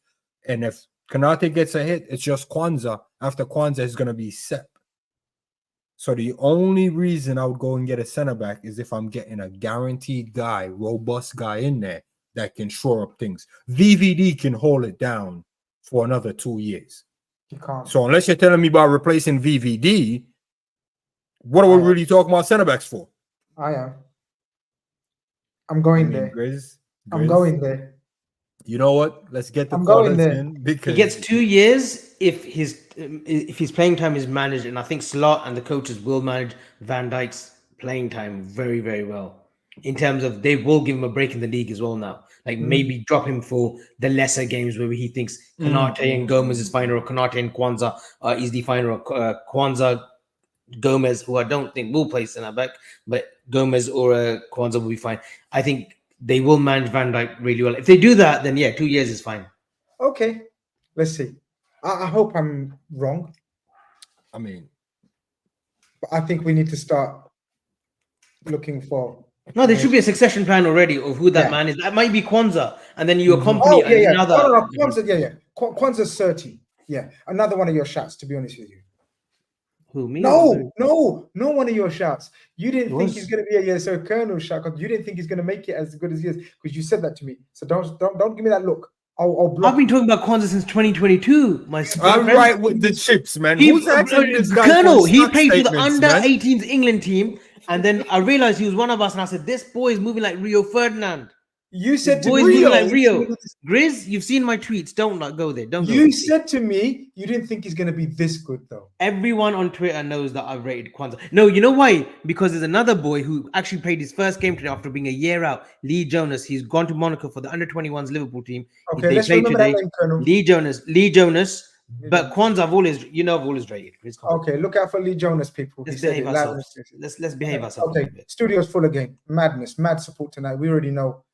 Football season's back. Call in Khan is back. Blue Chip is back. Jez is back. Hello, family. Can you guys hear me? We want to know first and foremost. Like Jez, what you're telling me? Italian manager. Can you guys hear me? Nah, the weather's mad where I am, Grizz. It's storming here in Cape Town. It's summer by you guys, but we're in the middle of winter now. Yeah, we're in the middle of winter. And I live like right by the beach, so like, yeah, it's mad out there. Yeah, it's mad out there, but it's also mad at the bridge. Like what? Facts. What is your wait? What the is your club? What is your? What do you mean? It's Chelsea. It's never a dull day with Chelsea. Look, at the end of the because you know me, I'll start on your club and then. Yeah, I know you. Yeah, facts. Have your say. Go on. Sorry. Hey, Jezza, before you get rolling, right? Because I don't know what kind of. Yes, Colonel. Don't ask no Liverpool question, bro. We need to know what's going on over there. What you're feeling, bro. Where are you at, bro? Because I don't hear no one saying Bowley how. I thought 2 weeks ago, I thought you man still had Poch because I unplugged my spaces. I tuned in and they're talking about Chelsea. They keep mentioning the new manager. And I'm like, is that a player? They was like, nah, bro, that's Chelsea's new manager. And bro, I can't keep up with you guys' transactions and movements and pieces. Looks How like is Neither the can I fans sometimes. taking all of that? authorities. Looks like the authorities can't either. But anyway, that's a different story for a different. Look, I can't speak for everybody. I can speak from where I'm at. Yeah. You can't recognize it. Like I have a little brother who's like 18, so he just missed like when he started like Does it being get in? like Does it get in? Sorry. no Does problem, it get no in? problem. Yeah, sorry. Go ahead. Like since he can like be conscious and be aware of like and actually take in and absorb football, like he's just missed like the successful period. And I keep telling him like, you know, like this isn't Chelsea in terms of the players on the pitch, especially what we watched like last season in terms of conceding goals. Like I grew up on boring Chelsea. Like that was my favorite time to watch Chelsea. You know, 1-0 up, you know, not conceding too many goals and things of that nature. Last season conceding the most amount of goals in a Premier League season. For that's the first reason why Poch had to go. The others was what Sheffield and Burnley at home. Not beating them, it cost us top four. We were literally 6 points off it. So I agree with Pochettino having to go. The Maresca, I'm 50-50. Obviously he's a championship manager. You know, we haven't seen him in the Premier League yet. But the fact that he knows a couple of the young players, Palmer, Lavia, he was with them. You know, it bodes well, but we don't know until the first game. Preseason has been horrific. Zubairi, in terms of the transfers and the transactions, I can't keep up myself. I know we've signed 10 players, but if you ask me to name all 10 right now, I'll be lying if I said I could. You know, there's a little bit of you become a little bit desensitive, you know, to all the transactions because somebody comes in and you can't even get emotionally connected to the player. Like, for instance, we had Mark Yu come in from Barcelona, 18, nothing flashy, you know, not saying that they did a terrific job scouting him, but just watching him in the preseason, he seems decent. You can see he came out of Barcelona, not so much with regards to the tech or anything, but just in terms of like the temperament. Like, you know, usually you see a young striker come in, they don't get the ball for like 60% of the game. When they do get the ball, you expect them to like try too much. Whereas like he seems to be decent, like in terms of not just the pressing, but like when he gets the ball, he's not trying too much to show. He's kind of just making the right pass and doing what he can do. And a lot of Chelsea fans have taken a liking into him just because he's got a big work rate. But then all of a sudden we have Lukaku 2.0 coming in from Atletico, who looks horrible.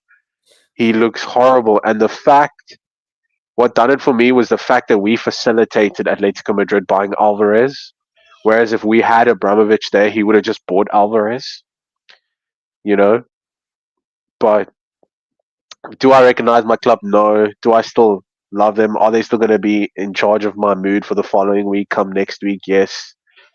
But if I said that we could do a lot this season compared to when you guys first met me with Tuchel and we just came off the Champions League, not so much. Apart from the Conference League, winning the Conference League, I'm not expecting too much from Chelsea, to be completely honest. Reece James, last thing on Reece James, he just needs to lose weight. If he loses weight, he'll stay fit. He's lost no weight though. He looks so. No, Grizz. I promise you, Grizz. I promise you, he looks leaner. Yeah, but you should have seen when they first came back. When they first came back, they did like a bleep test, and Malo Gusto was like the fittest and lasted the longest in the bleep test. And if you see the pictures from there, it looks exactly like when Hazard used to come back from preseason. No way. The difference is, yeah, cheeks, stomach, everything was there showing, you know. But It doesn't hurt that much because we got Gusto. But good luck to you guys this season. You guys look fairly decent. You guys have a lot more to be optimistic about. You have a core that was there. One thing I will say to Liverpool fans, you don't need to stress too much about losing Klopp. It's not like the Wenger situation where the team was depleted and he left and Emery had to come in and do a madness, or like when Ferguson left and the whole team was aging. Your situation is more the contracts, but that's by the by because all the players are here this season. And it's kind of like when we had the peak Chelsea, your core of your team is still there. So you guys shouldn't be panicking that much. You just need to pray, which seems to be happening, is that your core gets behind him. Because what we found was when the core of the team doesn't get behind the manager, then the team flopped. We saw that with AVB. 100%. But then when everybody gets behind the manager, like with Conte, then you thrive. So everybody's behind Slot, so you guys will do well. In terms for us, it's just a circus. Apart from Pedro Neto, and fingers crossed for Osimhen, there's nothing. We just see where we land. But one thing before I leave, it's now on the directors, because from what I see now, Todd Bowley and Igbali, they don't really do much unless there's a big deal that needs to be done. Then Igbali normally steps in and vetoes whichever way, because he seems to control the shots there. But if you look at our directors, the people that are actually doing the everyday running of the club, the Paul Winstanley guy, he's literally been at Wigan, Derby, Brighton, and then us. And then Lawrence Stewart has done England, where he was just a video analyst. Then he had City, Everton. He was in the Leipzig group for quite some time, which is why I think we've gone like overboard with the whole signing of 16-year-olds and 17-year-olds and things like that. But then he was at the Monaco. He was part of the Monaco team that built that mad team with Bernardo Silva and Fabinho and all of them. But again, they're not doing it for us. So we just pray that Maresca can figure out his best 11, from the horde of players that he's got. And all I just want to see is a consistent 11 and a better defense. And I think Cole Palmer will take care of the rest. So, Jezza, there's a reason why you're my favorite Chelsea fan, and tonight's call has further emphasized that. Big up yourself. Thank you, man. Nice one. Good to speak to you Love again. for the love, guys. Good luck, man. I'm sad to see you sad, but I'm so happy to see your club in the mud. Take care, my man. Take care, guys. Right, Cheers. take care. Big up Jezza, man. Oh, that club's I mean, would you make a Chelsea's madness? Like, when does it end? Like, where does it go from here? Like, are they? Do you think? I think they know there's a transfer ban coming for them, and I think they're just bulking up their squad. So when the transfer ban, Grizz, they're bulking their squad with dross. There's not even any method to the madness. There's no method. Bowley. Apparently, Bowley was very what's the word? Volatile at the sport franchise that he owned here. Which one He's was very it? gun ho with his approach. All right. You see those words? They're trigger words, bro, because you're just describing Americans at that point. Yeah. But easy. No, but what I'm trying to say though, you are right, man. But I don't think they're bulking up. Didn't they sign like 20 players last season? And they got a 56-man squad, bro. So what I'm trying to Dodgers. say, There you go. LA Dodgers. Yeah. LA Dodgers, who have won the World Series, I believe, but I'm not sure if it was under his leadership. But but Maresca's it doesn't a good end for manager. Chelsea. I think it ends when they get relegated, whether by the authorities or by the style of play on the pitch. I think that is where it ends. I think Chelsea's just gonna be in and about, I'm gonna say 8 to 16 until they just bump out the league, bro. Because there's gonna get restrictions, and depending on where they get those restrictions, they're just gonna end up getting relegated, bro. But Guardiola, they used to have that coach who went from Liverpool to Man City, Rafa Barrel, who's now a chief of executive in the MLS right now. But he said that this Enzo Maresca, when he went to Leicester, he said he's got the brains. He's like the Buvac Krawietz. He is going to be a good coach for them. But bro, again, got brains. Will they give him that more than brains? Will they give him that vision? It's an important. How do you manage this? What do you do? Where do you start? Trying to manage this. But guys, I've got about half an hour, 45 minutes to go, and I've got a lot of callers to get through. So I'm gonna have to whiz through callers now. Whiz. Have you got 5 minutes, or you want to leave now? I've got 5 for you, Grizz. All right. Next caller. Only if you'll have me for 5. Yeah, man, we're good. We're good. LA Dodgers are cold, to be fair, but what? They got Mookie Betts in. They got Mookie Betts. He's a goat. Is he? He's the one who went from Boston. That FSG sold bloody Mookie Betts to LA Dodgers, and they went on to win the World Series. And FSG, like Red Sox, are shy. Okay. Big up the people in the chat, man. Come on, 570 still in here. Smash up those likes. We're over 300 likes. Let's get to 350. And we're cooking. We're cooking. Paul is next. Shane is next. Then Donna. Paul, Shane, Donna, and Akavin. Paul, Shane, Donna, and Akavin. Hopefully I said that right. Paul, welcome to the stream, my brother. Hope you're doing well. Yeah. How's it going? I met you actually 2 weeks ago in LA with Saeed on his vlog. So yeah. Big up yourself, bro. Big up yourself. SoFi Stadium. It was lit. Yeah, I mean, listen, I'm a United fan as always, so you know, I'm in enemy territory. So no, you're good. Saturday nights ain't enemy territory. Yeah, normally, we'd be like looking over you, like, yo. Yeah. Don't let him bait you, Paul. Don't let him bait you. It's only because it's preseason. This is not a place where United fans flourish. Saturday nights is open session. Yeah. But I mean, listen. I mean, I watched the game today. It's not much we could take from the game, really. There are positives and negatives. We weren't terrible, and I thought we were going to get smoked, honestly. But the fact that we kept it compact, at least, and I guess we also had a few chances to win the game. So I guess that's a positive for me. I still think we need to be tidy in possession because we gave the ball away too many times, and that's something that has to keep. You know, we have to keep working on because that is where we need to aspire to be. Manchester City, I mean, they will pass you off the park. So that's one thing.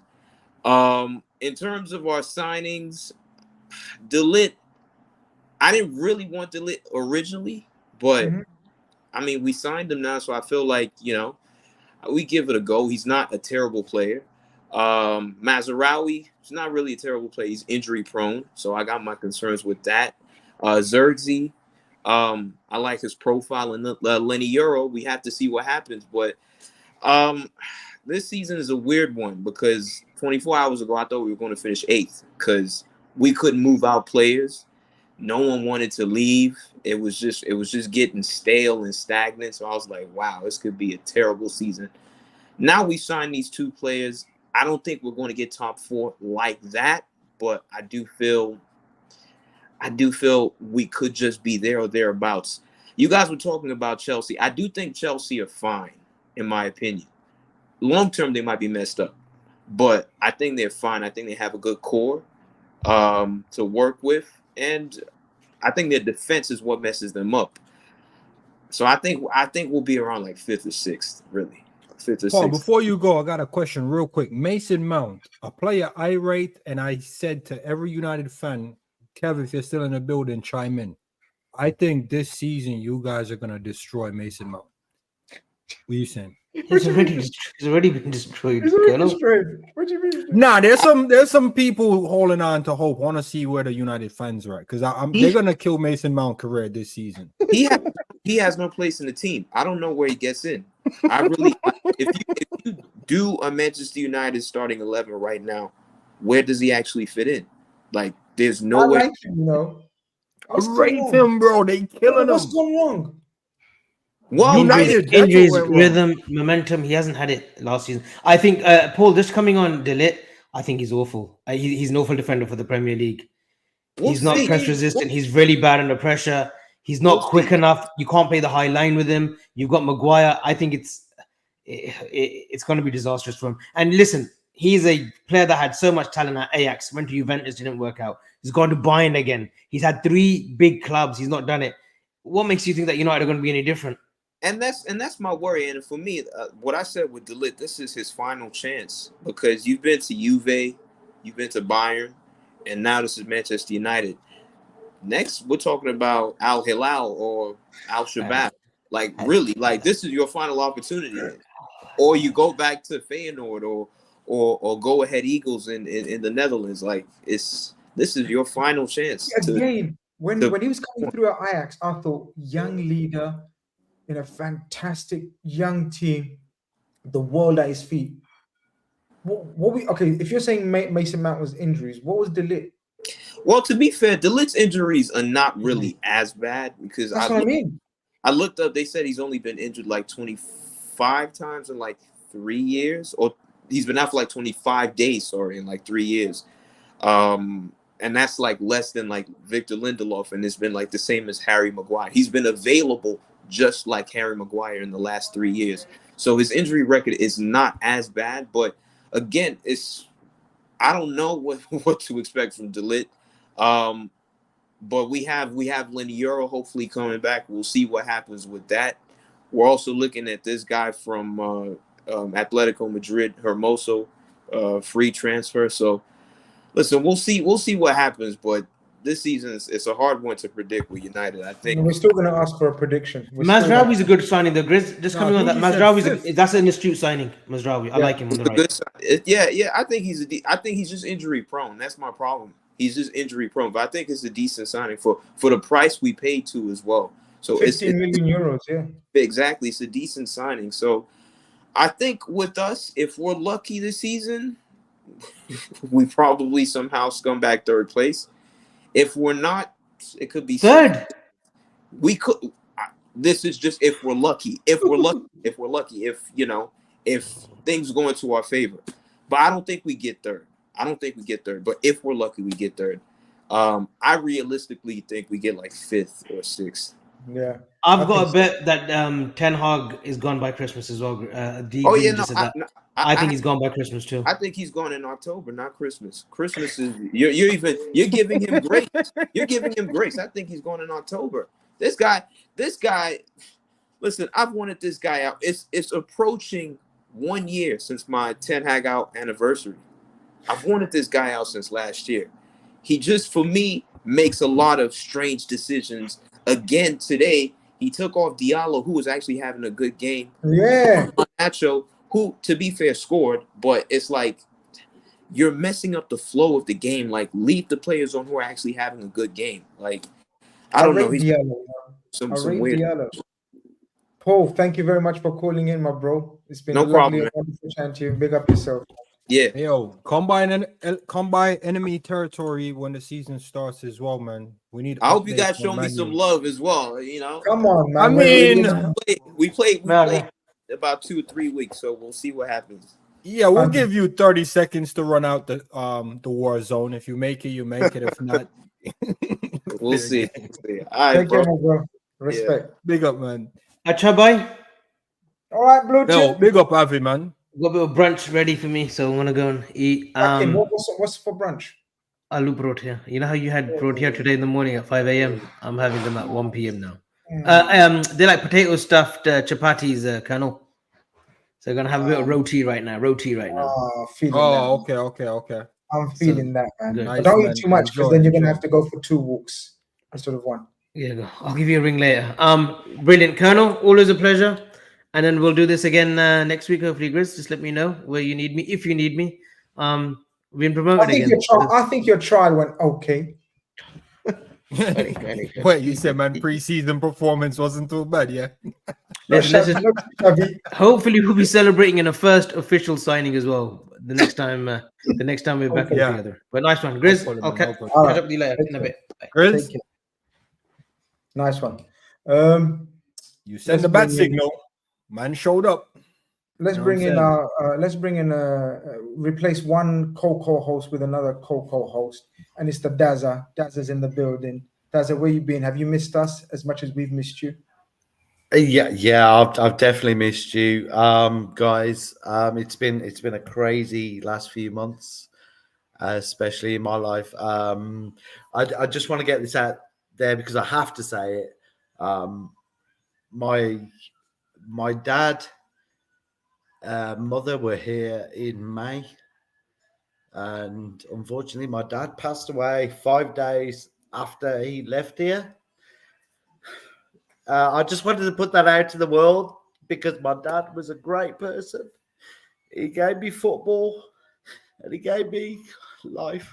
So anyway, sorry. So Liverpool. Sorry about, bro. That's what family's for. That's what good friends are for. We're here to talk. We're here for you. You have absolutely nothing to apologize. Share it with us. Pour your heart out. And I just condolences, best wishes. I'm an absolute idiot. You're not. you're not, bro. That's what families are for, man. And consider us as family, my bro. So pour your heart. Man. Condolences, Dava, man. And yeah, your dad passed the football torch to you, man. You know, you like that torch here on the show, bro. You know, Yeah, he did. If I'd have known that, I'd have kicked Blue Chip out of that earlier, bro. Bro. No disrespect to Blue Chip, but Dazza, you already know, man. You're the sparkling third wheel co-host of the co-hostess, bro. Yeah, man, we're here for you. And like I said, you can always share that and spread that torch that your father gave you here. You're always a nice voice of reason. I like some of your takes. Other times, you know, you pick a fight because I think you're trying to side with Grizz. I think Grizz is paying you under the table. But needless to say, Dazza, man, yeah, you're not an idiot. If you was an idiot, you wouldn't be here. Simple. And I think Grizz can second that as well. Simple. Thank you guys for in chat for that. Man, plenty of love. Plenty show love in the chat as well. I really do agree. You know what I mean? You will never walk alone. Yeah, never walk alone, man. You know, that's that thing right there. You never walk alone, man. Guys are very important, man, and you'll never walk alone with Liverpool. That's why I love Liverpool, man. Doesn't matter what you're going through in life, bro. There's always that Liverpool fan, man. Embrace you like family. I mean, we bicker about who should get sacked, who should leave, who shouldn't go, who's a top red, measure up each other. But when it really comes down to it, man, we got you, man. We got your back, man. So I love it. As I said, plenty of love being shown in the chat as well. So hopefully, I mean, your father's. I really do appreciate all the condolences, but everybody's probably gonna. I hope still continue when I tell you my dad was a Manchester United supporter. That's a man. You gotta say that early, bro. And Wolves and Liverpool, because all of our three sons, all of us, Wolves, Liverpool, Manchester United.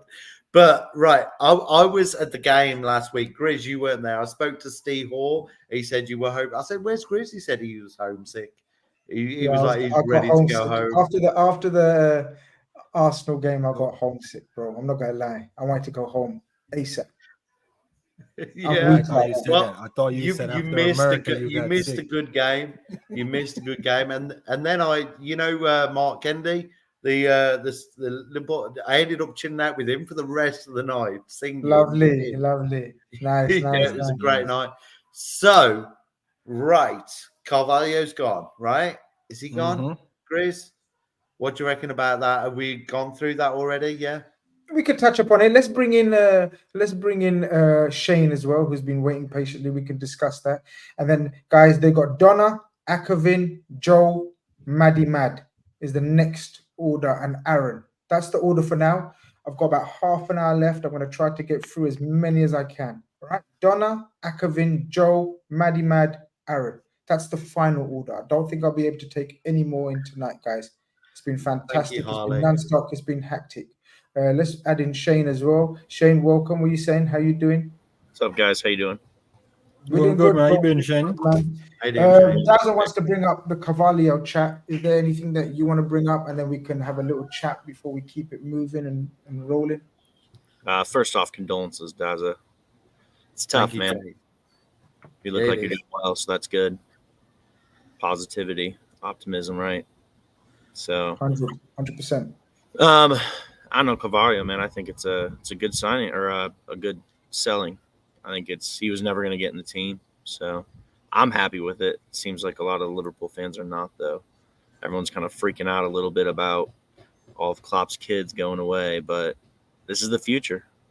I mean, Richard Hughes, he's got Edwards with him. There's going to be no emotions attached to this. If the metrics aren't working out, you're going to go, and they're going to make a profit. So I'm happy about it. I think all the moves that they're making right now on outgoings are good. I think it's what we need. A lot of these kids are never gonna make it, if we're being brutally honest. Really, the next one up, I think, who has the best chance is Trey. Neone just looks like he's a baller. Yeah. Man. He's a baller. But I think last year when you looked at like when McConnell, Clark, Kumas, when all these guys were coming on, they were good players. They played well in the cup, but they never really showed like, hey, this guy's he's going to be a player. He's one. Whereas you look at like Kelleher, Trent, obviously, Bradley took his chance. Now he's kind of cemented his first team spot, Jones.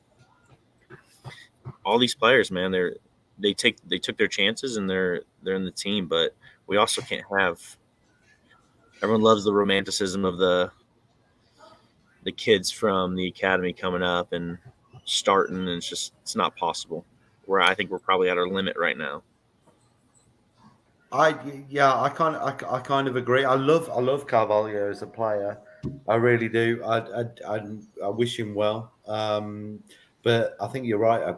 For the money we're going to get for him, I think as long as there's a player coming in, there's other players coming in. If that money's going elsewhere, yeah. Zubimendi, I mean, I know what you think. Like, we look at our left, and you got you can play Gakpo, Jota, and Diaz on the left. Gakpo and Diaz being the two, and then so where's he going to play? When's he going to play? And a player like him, yeah, let him go out. And we've got money, and I don't know if Fulham get any money from that either. They do, yeah. So we haven't got the full 20 mil, have we? But I mean, yeah, good luck to him. You're right, and you're right about Clark and Morton and the Kumas, the other youngsters. You're right; they're not going to make it. Let's go make 5 or 10 million from them. Sorry, I think that Bobby Clark fee is great. I don't know why some people aren't happy about that, man. The 8 mil, right? Yeah, he's never played in the Premier League. How are we going to complain about that, man? Do you know what it is? People are comparing it to the dodgy deals that we've seen recently with Forest and a few other teams, Newcastle, where kids are, and Chelsea, of course, where random kids are going for 20 million. Oh, so they're saying we might be tiptoeing into the No, but we started that. Did we? Dude, we sell Brewster for 35 mil. Nah, he was 20. I swear Brewster went for 30, 35 he was 20. mil. I think Jordan I was 20. 20. Solanke Bro, was 20. We started that. We did. We did. We got 30. We were selling man for crazy money. They were legit, right? They were legit, guys. No, Grizz, we refused to sell Origi for 20 mil. And Origi, we refused to sell Origi for 20 mil, and we let him leave on a free. Yeah, we started that because Origi should have went for 20 mil. Yeah, but we start. That's okay. Grizz, we need to be big man and own up to when we do. We fleeced a few people back in the day. No, yeah, we're known for fleecing them through good business. We showed them a little something. These players are no Anderson from Newcastle to Forest. The Chelsea youngsters, every youngster the Chelsea bought is 30 million. There's a difference between good business and dodgy business. You're not wrong. I mean, you're not wrong, Grizz, but I'm gonna be honest. We used to praise Edwards for just hanging men off the balcony to sign the contract. Let's just be. This is what we praise Edwards for. It was telling people. I would see a Liverpool guy get sold. I'm like, wait, who is he? There's no way. No Premier League appearance, and he's going for that money. We do Didn't that. Solanke only have one Premier League goal, and we somehow got one Premier League goal. It went for over 15 mil. That's that's. And there was a sell-on clause that's worth the same price that we sell them for. We were right, though. Look, I don't know about I was referring to the dodgy business. With them deals that you're talking about weren't dodgy. Like Brewster at the time was highly thought of. Okay, Brad Smith was a dodgy one.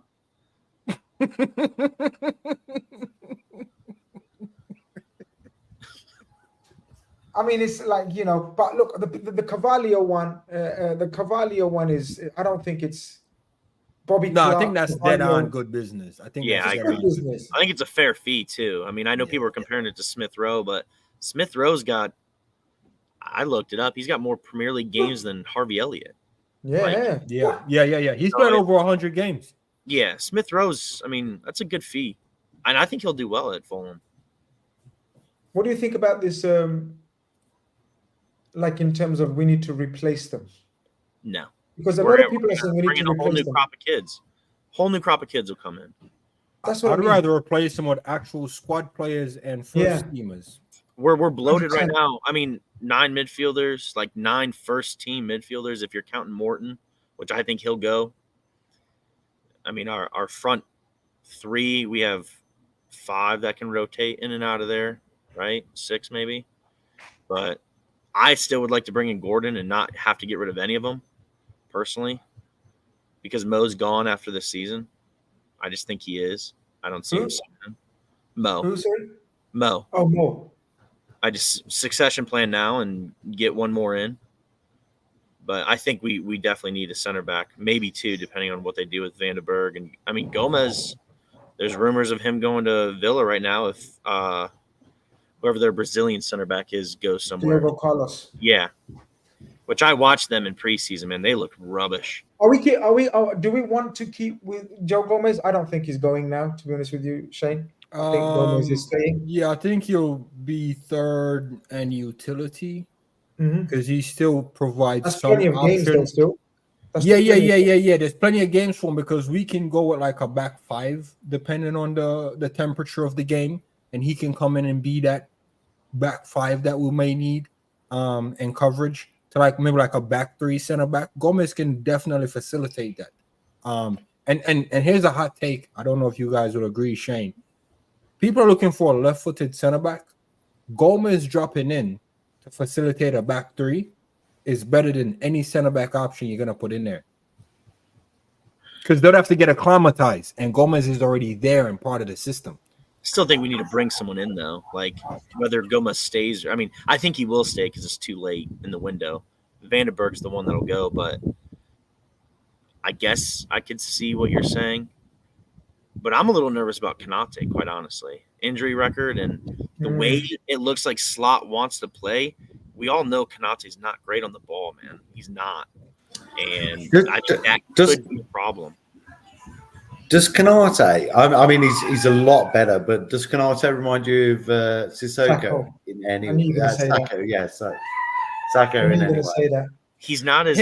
Here's the thing. I love Sako, and when I saw Konate and his potential, I'm like, that's what Sako could have been. But then remember, football is a bit more elegant in the pass now from the back, and that's not something you praise Sako for. So if we're gonna be this elegant team, we can't be elegant with just bruisers in the team.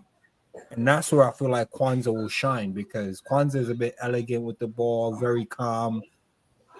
Konate is an old school bruiser, man. That's all he is. I think Kwanzaa should start with Virgil. 100%. He looks real good. Looks sharp. It's his shirt to lose.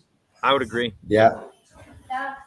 But the Gomez one. Yes, to Kurt, by the way, Kurt Gabriel there. Yeah, Saka really was that bad on the ball. He was terrible. So what are we doing with Van den Berg? I like him. I think he should stay. I said we keep him around. I think he could be a baller, but I think he wants to be. Yeah, exactly. Yeah, if the player wants to go, let him go. Right? So he wants more than we can offer, is what you man are saying. Yeah. Well, I think there'll be enough games to go around. Okay, I think he wants to be what can we offer him, guys? What can we offer? I mean, before Blue Chip left, Blue Chip talked about rotating Van Dijk, right? I'm not saying Sepp is the guy, but hear me out. 3-0 up, 60th minute. Do we need Van Dijk on the pitch? When last time we were 3-0 up, though, man? I mean, but listen, man. I don't want to do the Leicester thing, but I'm just saying we're new territory, right? We're new territory. Is he going to stick around for that? He just I don't know, but I'm just saying he's just had a full season in the Bundesliga where he's been active every week, and then he's been was he voted best centre back in Bundesliga or something? Young he was one of the highest rated. His aerial percentage. Yeah, he wasn't the best, but he was highest ranked. No, he was highest ranked or something, man. I don't know if he was highest ranked, but okay. So, but he was rated, right? And now he's coming back to Liverpool to be 4th choice and bringing on the 60th minute, like a Milner. Yeah. Is that what you're saying? No, well, he's never going to come on, is he? He's just a defender. Defenders don't come on, really, do they?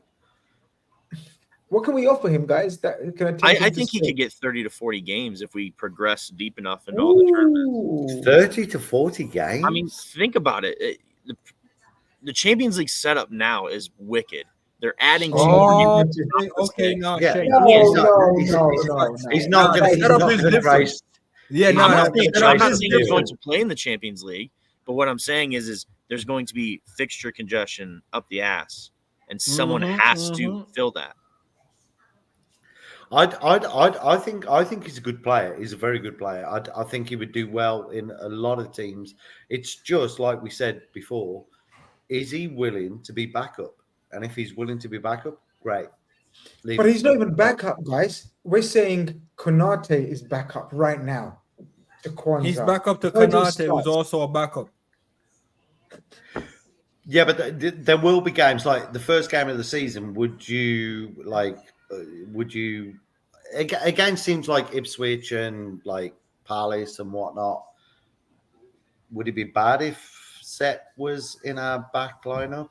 You're all I don't looking think at me so. like, yes. I don't think he's as like everyone's so nervous about him. I think he looks quite calm. Yeah. Every preseason game, he was calm. He didn't stick out in a bad way. He was just back there and he did his job. And I think that is a good trait to have as a center back. Well, I think all we need. I think all we need on Sep is like, are you willing to run through a wall for Liverpool for us? If this is your position in the team, He's not, are you willing to run through a wall? I don't. And if he's not, then we get the money that we can How much? get. It'll be 20. You're not going to get 30. I don't care. It's not my money. Like 15. I don't care. 15. 15 Pack to of 20. crisps. 15. Pack your crisps. Okay. Look, there's a super chat that I wanted to get before we keep it moving, guys. We've got about 5 callers left. I want to get them on. Mo says, thank you for the super chat. Grizz, any truth in the Mamad Dashvili links, the goalkeeper? Yes, I think there is truth in that. But it comes to the greater point that I wanted to talk about was the Alisson, the Salah, and the Virgil succession planning. We must, right? People are saying Alisson lesser extent because goalkeepers can go on for until they're 35 and he's only 30 or something. Am I going too early on Alisson succession planning? Or No, you're going quite good because yes, he offers us great one-on-ones, the nice slip pass that he always does and make it out. It's always good, but he's never really quick with moving the ball around. And I feel like that is probably the attribute that we're looking to replace. It's not about the saves and good at his feet. He's good with his feet, but he's not necessarily quick with moving it with his feet. I don't know if it's a thing. He personally slows it down for himself, or it's just an attribute he doesn't care to exercise. But there's a lot of moments where like, bro, just move it real quick, and he's very reluctant to do it. So I don't know if it's a. I think if he leaves, though, it'll be his choice. I think he'll want to go. I agree. He's still got like 3 years on his contract or something, doesn't he? Does he? That's great. I mean, look at Van der Sar when he went from Fulham to Manchester United. We were like, what? And then he was like one of the best goalkeepers. So age for a goalkeeper is not really a thing. So if we keep him for the next 7 years, I'm not bothered about that. Like Alisson's great to me. All you need is Alisson Becker. All we need is Alisson Becker, yeah. Shane, as usual, top man. Love speaking to you. Keep it real, bro. And hopefully we speak. Take care, Shane. That's it. Big up, Shane. Donna, Akavin, Joe, Maddie, Aaron, and I said no more, but Jamie, I'm going to try to squeeze you in if I can as well. But obviously we're going to have to keep it moving. Donna, welcome to the stream. Hope you're doing well. Hello, Mr. Grizz. Yes, I'm doing well. How are you? Well, I'm doing fantastic. Excited for this season. Hope you are too. Yes, I am. Good. What did you want to speak about tonight? Yeah, so I'm more of a football fan before I'm a club fan, actually. So I would like to talk about, first of all, the Community Shield. And you can see that City looks pretty shaky today. And then even Manchester United, I didn't really felt that they were doing really great to like put the...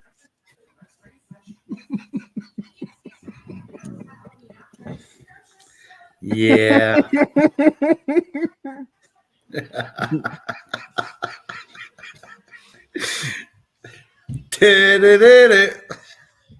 Yeah, you know what? Anyway, You who's know what? next? Who's next? She had some good points. He, what? Had some good. Hey, There was a whatever. community shield today. I did not know the community shield was on a Saturday. By the way. Anyway, swiftly moving on. We learn new things every day. Akavin, Yeah, welcome you'll to the be stream. a big Hope you're Grizz real. AI in a year or so. You know, Yeah, big up, guys. How are you guys all doing? All good? We're doing all right, bro. How you doing? Good, mate. Yeah, I'm not doing too bad, bro. I just became a member last week, Grizz. So big up to you. Big up for what you're doing. Big up the Big Six as well. Everything all good, man. So seeing you on the rise. Always nice to see, man. Even as a fellow United fan, I can't help but just congratulate everything you're doing, man. So you know what? thanks for Thank you so having me on, much. as That's always. very humbling of you. Well, you said fellow United fan. Even as a fellow United fan myself, that's what I meant. Oh, okay. Listen, we allow United fans, Colonel, allow the aggressiveness to United fans. No, he said fellow United fan, meaning maybe you and him were United fans. Okay. That's what I was like. Wait, what? Even as a United fan myself. Akavin, you already know Colonel gets when he hears United, you know, he's like, yeah, his guard goes up. He can't hear that word, can he? Exactly. You know how it is, man. Come on. But Saturday night, what you saying though, Akavin, man? What's going on? Yeah, Talk to us. I thought we weren't as bad today. The United game. I don't think we were horrible. I don't think we were amazing. I think there were certain parts of the game where I felt like United could have done better, because City then took control in the first maybe half an hour, I'd say, and then United started going into the game a bit more. But at the same time, it was City's like B team, so I wasn't really This is my point. I was gonna bring, and it's so glad that you already brought it up before going on to not praise United, but be comfortable with United's performance. And I agree. I think United had the much better chances. Yeah, but for sure. It was a lot of I couldn't recognize City's bench. We missed a lot of chances today. Whereas you guys were strong. I think it's probably your starting lineup next week. Yeah, maybe? I agree. I'd say we started the better players, but City brought on the better players. You get what I'm saying? Fair point. City, we had the better lineup, but City brought on the better players for them to take control in the last few minutes. But then I felt like Andre Onana for the goal. I think he was off his line as well, and we could have done better. But you know what? There's a few signs for me for next week. I think I'm not overall happy with the way the transfer window has escalated, because I like our signings. I'm very happy with our signings, but I'm very disappointed at how slow it took to bring in the next two players. We signed two players in an instant, and then we signed the next two players in an instant 3 weeks later or something, because the season's about to start. We had the Community Shield game today, and the efficiency was there, but at the same time, are we gonna bring in the players last minute again? Because then let's not forget, we kick off the season on Friday. We're the first team to kick off the season, so we need to get everyone fit and ready before Friday. We kick off the season against Fulham at home. So, but Akavin, I'm going to say the same thing to you that we say to Liverpool fans, and we said it earlier on in the show. Yeah, I hear the frustration in terms of delay in action, delay in transfers, but surely even you guys appreciate how hard it was to bring in players this summer because of the 3 tournaments that are taking place. Yeah. So look, if you want good players will be playing at the big tournaments. Otherwise, they're not good players. Yeah. On the whole, of course, there's exceptions to the rule, but good players will be playing at the Euros. Good players will be playing at Copa, and good players will be playing at the Olympics. So if you want good players, you're gonna have to wait. You have to wait, exactly. But the thing is, agreements were done, but at the same time, we had to wait again 3 weeks later to confirm the signing. We could really agree personal terms to everyone, but just the news sort of went quiet, and then there was rumors of Delict apparently with a hit and run. I'm not sure if that's true. Apparently, Delict was Delict got involved with a hit and run case in Germany, but you know what? I don't really believe all that. I mean, to be fair with you, I mean, I'll speak on the Liverpool side as well. I think Liverpool. Do you know what? I watched the United Liverpool game last week. Yeah, on was a Sunday morning. I had to wake up 6:30 a.m. for the game. I'm over here in Thailand. I was not so impressed with Liverpool's overall performance, but at the same time, you have a good team still. I still think Liverpool's team is there. You have a solid team. I think it'll take time on our new slot. I think you guys will be in a bit of a transition season. I'm not going to say Liverpool will compete for the title this season. However, I still think Liverpool are a force. Considered. Where do you think is this your best chance to catch us in terms of? Because look, Man City and Arsenal, we are pretty much all in agreement. We'll be first and second, right? Is this your best chance while we're still functioning and trying to work out slots, tactics, and players? Possibly. And while Chelsea are still not anywhere close, where Newcastle, will they have another successful season? Villa had a great season last season. Is this your best chance to make ground on these teams? Possibly because of who we bring in and what we should be doing. This is Ten Hag's third season now. Let's not forget. Ten Hag's third season, bro. Third season. We've spent almost 600 million. Look, I've been Ten Hag out for the longest. Like I've been Ten Hag out long before Saeed. Like way before Saeed was Ten Hag. It's like I'll tell you, it was fourth game of the season last year when I was Ten Hag out. It was against Arsenal. It was against Arsenal when he brought on Evans and Maguire. I was like, "Yep, you're out of your depth. He has to go." Because what do you say to the people? What do you say to the people that say he's brought you 2 trophies in 2 years? Look, 2 trophies in 2 years is great, but what about how poorly have we done in the league? How have we gone from finishing third to finishing 8th? Like in 1 year, we've gone from finishing third to finishing 8th. That's crazy. Like, yes, injuries have played a huge factor. Yes, injuries have been have played a huge part in what's in our downfall. But at the same time, we spent a lot of money. Let's not get things twisted. We spent a lot of money, and United, for me, right? We don't have a horrible squad. I don't think our squad is that bad. However, there's still a lot of players that should not be here. We still have players like McTominay, Maguire, Luke Shaw. Why did we sign Mason Mount? I will never know. And we gave him the number 7 shirt. That's disgusting. I'm sorry. Like we let go of Cristiano Ronaldo, who is my favorite player ever. Yeah, and it's sad to see like the downfall of like the number 7. It's because it's the most iconic shirt ever. Yeah, one of the most iconic. That's a crazy shout. Giving Mason Mount the most iconic United shirt is crazy. Exactly. It's one of the most iconic numbers in the history of football clubs, between 7 and 10 or stuff like that. But we've just made a lot of mistakes last season and the season before. But you've got a new structure now, like Liverpool, right? You've got new people in charge. I think your new manager is already there. By the way, you bringing Michael Edwards back is actually a very solid move by Liverpool, because he was almost snapped up by I think Chelsea at one point, and then Liverpool took him back a few years later. Yeah, but with us, I need to again address this. He's not back at Liverpool, guys. He's not back at Liverpool. No, he's back at the organization which is known as FSG. So he's working for FSG as a global man of football in terms of their global project. So he's going to bring back. He's here to make money for our owners, basically. Hughes is the guy that's been recruited by Edwards in terms of looking after Liverpool and the football proceedings. But Akavin, I'm going to try to wrap up the show in about 15, 20 minutes, and I've got about 5 callers. Give me a shout. Tell me about Man United. Where are you going to finish this season? I was going to say that. For me, I think we should be around 4th, 5th. I think that's where United should be, or I think that's where I think United will finish. My aim is always, I'm gonna be unrealistic here. We should be challenging for the title now.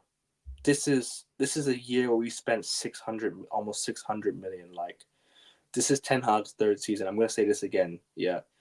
If our aim is still to get into the top 4, I'm sorry. Like, this club is just like, it's in the absolute gutter, man. I'm sorry, and the standards are just below the mud. We as fans, we need to do our part and raise the standards of the football club. We need to demand more as fans.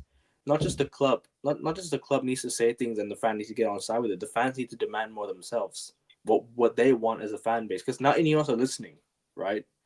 I'm on Ineos watch now. If you can give us, let's say, more good player. If you can offload some of the deadwood, right, and if you can bring in more good players next season, we have to be challenging for the title at max. Otherwise, I think Van Nistelrooy takes over as manager. Ten Hag needs to go. We need and I'm still on Ten Hag. I'm still Ten Hag out. At the same time, if you can win me the Europa League this year, maybe there's a chance I could change my mind about Ten Hag. We'll see. We shall see. But big up Grizz, big up everyone in the chat, always showing love, and hopefully one day we can do another show again, Grizz. Look after yourself, my friend. Thank you very much for On coming my on. channel, on your channel, let me know. No problem. Big up. Take care, mate. Big up these kind of people. Sorry for your loss as well, Dava, man. So sorry. Thank you. Appreciate it. Nice one. Donna's saying, Mr. Grizz, did I make a mistake? Everything okay? Thank you. I giving you how much money? I don't know, man. It's not about the money. It's about the memories you make. But that was that AI thing, wasn't it? Yeah, that's the AI business. Well, how am I supposed to know, and what am I supposed to do? As soon as I actually started talking, or he or she or it started talking, I knew something was wrong, right? So I don't know. There's a comment that killed me, bro. That said if me and Daza wasn't here, you would have just continued to talk to the AI. Chris, that said you weren't aware, bro. Chris, that said you weren't aware. Grizz, that's he was in professional mode. Question ready to go, Grizz. I thought he was going to bring it up. I was like, he's going to say something in a second. He's going to do something, and he just let it ride. You guys are taking a piss, but look, even I'm not that bad, man. Come on, man. I knew Grizz, something was wrong. said you had a question ready. No, look, I knew something was wrong, but I just wanted to see, like, where it goes from here. Like, I knew something's up. You know what I mean? Like, I'm putting up the people that feel for this money. Keep running in. You know what I mean? Big up Donna Cullen, Mr. Grizz. I was only trying to talk football with you. That's the AI thing. What's going on? I know, but you know what I mean? He or she or it wants to send funds my way. Carry on, man. I'm gonna take it. Guys, in the chat, in the private chat, in the studio, there's about 5 of you. Can you all let me know how many Liverpool fans are in the chat? Because I think we might as well end up with a Liverpool segment. I'm trying to bring on everyone because I won't have time to bring on individual. Jamie, Aaron, Aaron's a Liverpool fan, right? And Joe, I know Joe is. Yeah, Maddie is a Liverpool fan as well. As well, yeah? Okay. Yeah, Maddie. Yeah. Maddie is a Liverpool fan. Okay, because I'm not gonna have time to bring on everyone one by one because we're running out of time badly and I'm so tired. So I'm gonna bring in Joe. I'm gonna bring in Aaron, and I'm gonna bring in Maddie, Mad, and Jamie after this segment. Welcome to the show, Joe. How you doing? Doing well, Grizz. Thanks for having me on again. Hope you're well. Hope you're well, Colonel and Daza and Aaron. Just wanted to say my sincere condolences to Daza. Thinking of you and my regards and love to the family. Thank you, sir. That's nice of you as usual, Joe. Aaron, welcome to the stream. I know it's your first time as well. How you doing? Hello, thank you for having me on. I'll second exactly what Joe said there. Thank you for having me on, and also Daza, condolences. We've got a few. Yourself as well. Is it only me, or did anyone else struggle to hear Aaron? Yeah. There's a bit of feedback, Aaron. Check it out. Maybe come in and come out again. Let's do it without that. That'd be better. Is that better now? Yeah, I thought you was AI, because keep up the theme just to take on Grizz, right? That's what it is. Hey, Grizz, real quick before we move forward with the Liverpool chat. Somebody in the comment was asking if Blue Chip was AI because they can't believe he was there. Send me. I was trying to keep the composure, bro, but now big up Aaron, big up Joe. How you guys doing today, man? Well, Karen's saying that she sent in another super chat and she's saying, Mr. Grizz, I'm shy to use my own word. Try to understand. Does that, guys? Would that affect my channel in any way or shape or form? Like if I'm letting AI talk like that, is that normal? Is it allowed? Does it work? I mean, I don't know these things, people. You need to educate me. Yeah, I mean, we're in uncharted territory, and the only thing Yeah. I can say for Donna is, unless you have like a speech impediment, which I do understand, I don't want to tell you like, yeah, I will, you know, if your voice is that far gone, I understand, and if that's the case, we'll probably try to be more accommodating. But the AI thing is new territory, and it sounded kind of weird, like, you know what I'm saying? Yeah, I Like, didn't know what freaking to out the do. listeners I as didn't know well. I didn't know what to do. Like you lot are laughing at me, right? And saying if you Nah, guys would do that, I would have. you're a respectful man, Grizz. So you're trying to, but yeah, it's a troll. You're a Oh, it's a respectful troll? man. You're trying to cover, have to but like pre-vet everybody it, in right? chat said it's troll. All right, well, let's get back on track, people. Joel, first how you doing? Season's upon us nearly. What do you want to talk about? How you feeling? What's up in the Liverpool circles as far as you're concerned?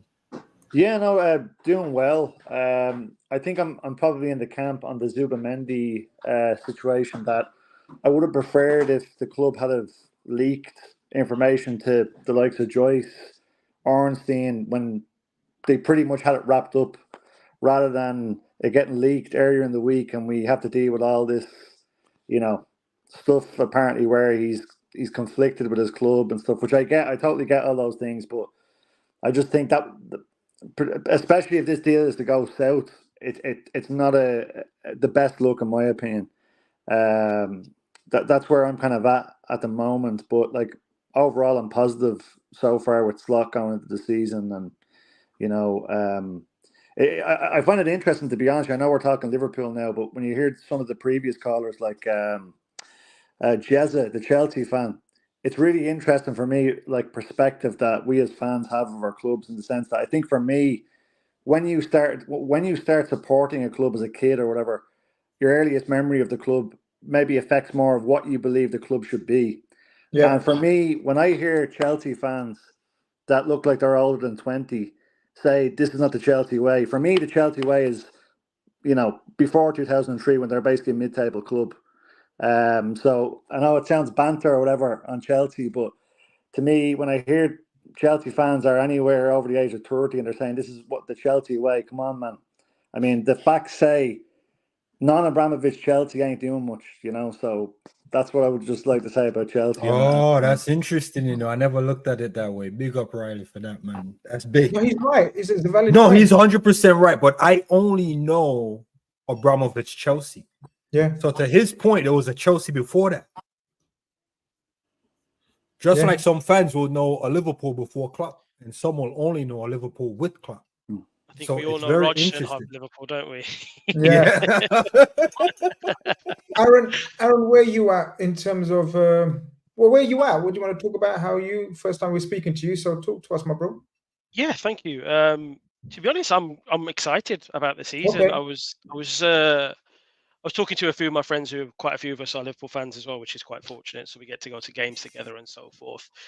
I came into pre-season probably like a lot of fans, unsure of what was going to happen and what was going to come from this team. We know we have a solid base because of what we did last year under Klopp, but then also I also hold Klopp in such a high regard that was it the Klopp factor that kind of eked the extra miles and extra percentage out of the players to get them to where they are. It's lovely to see in the preseason, and I know it's only preseason, that the signs are that actually the players are as good as we think they are. And I was just pleasantly surprised in terms of how quickly, even though a lot of our big players weren't back, we were able to see a difference in the type of play that we play. And I think actually this summer really put me in a place where I came into the preseason thinking I'm not too sure exactly how I think we're going to do, and we're going to need a bit of time to bed in. But actually, I think from what I've seen, looks like we're able to implement the ideas that Arne Slot wants to put into this team a lot sooner, which leaves me with optimism for the team. I'm not sitting here saying we're going to win the league potentially, but I've come away thinking we're going to challenge, and I was just curious to see whether you guys were feeling along this similar sort of path. Tell me, Joe, are you in a similar path? I think I said last time I was on here, I don't want to sound like I'm sitting on the fence, but I honestly don't know how to feel about that side of things because, I mean, we're talking about how many established players we'll only see for the first time tomorrow. Potentially maybe half an hour run out. I just, like, I'm very impressed with how the guys who went over on the US tour adapted so quickly, it seems, to the way Slot wants to tactically set up. I think a best case scenario, if the rest of the team set up that way, we make the right moves in the window before it closes. Who knows? We could surprise people. I genuinely wouldn't be surprised if we actually went and improved on last season and challenged, but I also wouldn't be surprised if it's kind of we maintain a similar level or there's a slight drop off. I honestly am not sure because there's just so many unknowns with the new head coach and how, like, what players are going to still be there, how do they adapt and fit in, especially if you bring in new players. Like look at Zubimendi. We bring him in, for example. He may take time to adjust.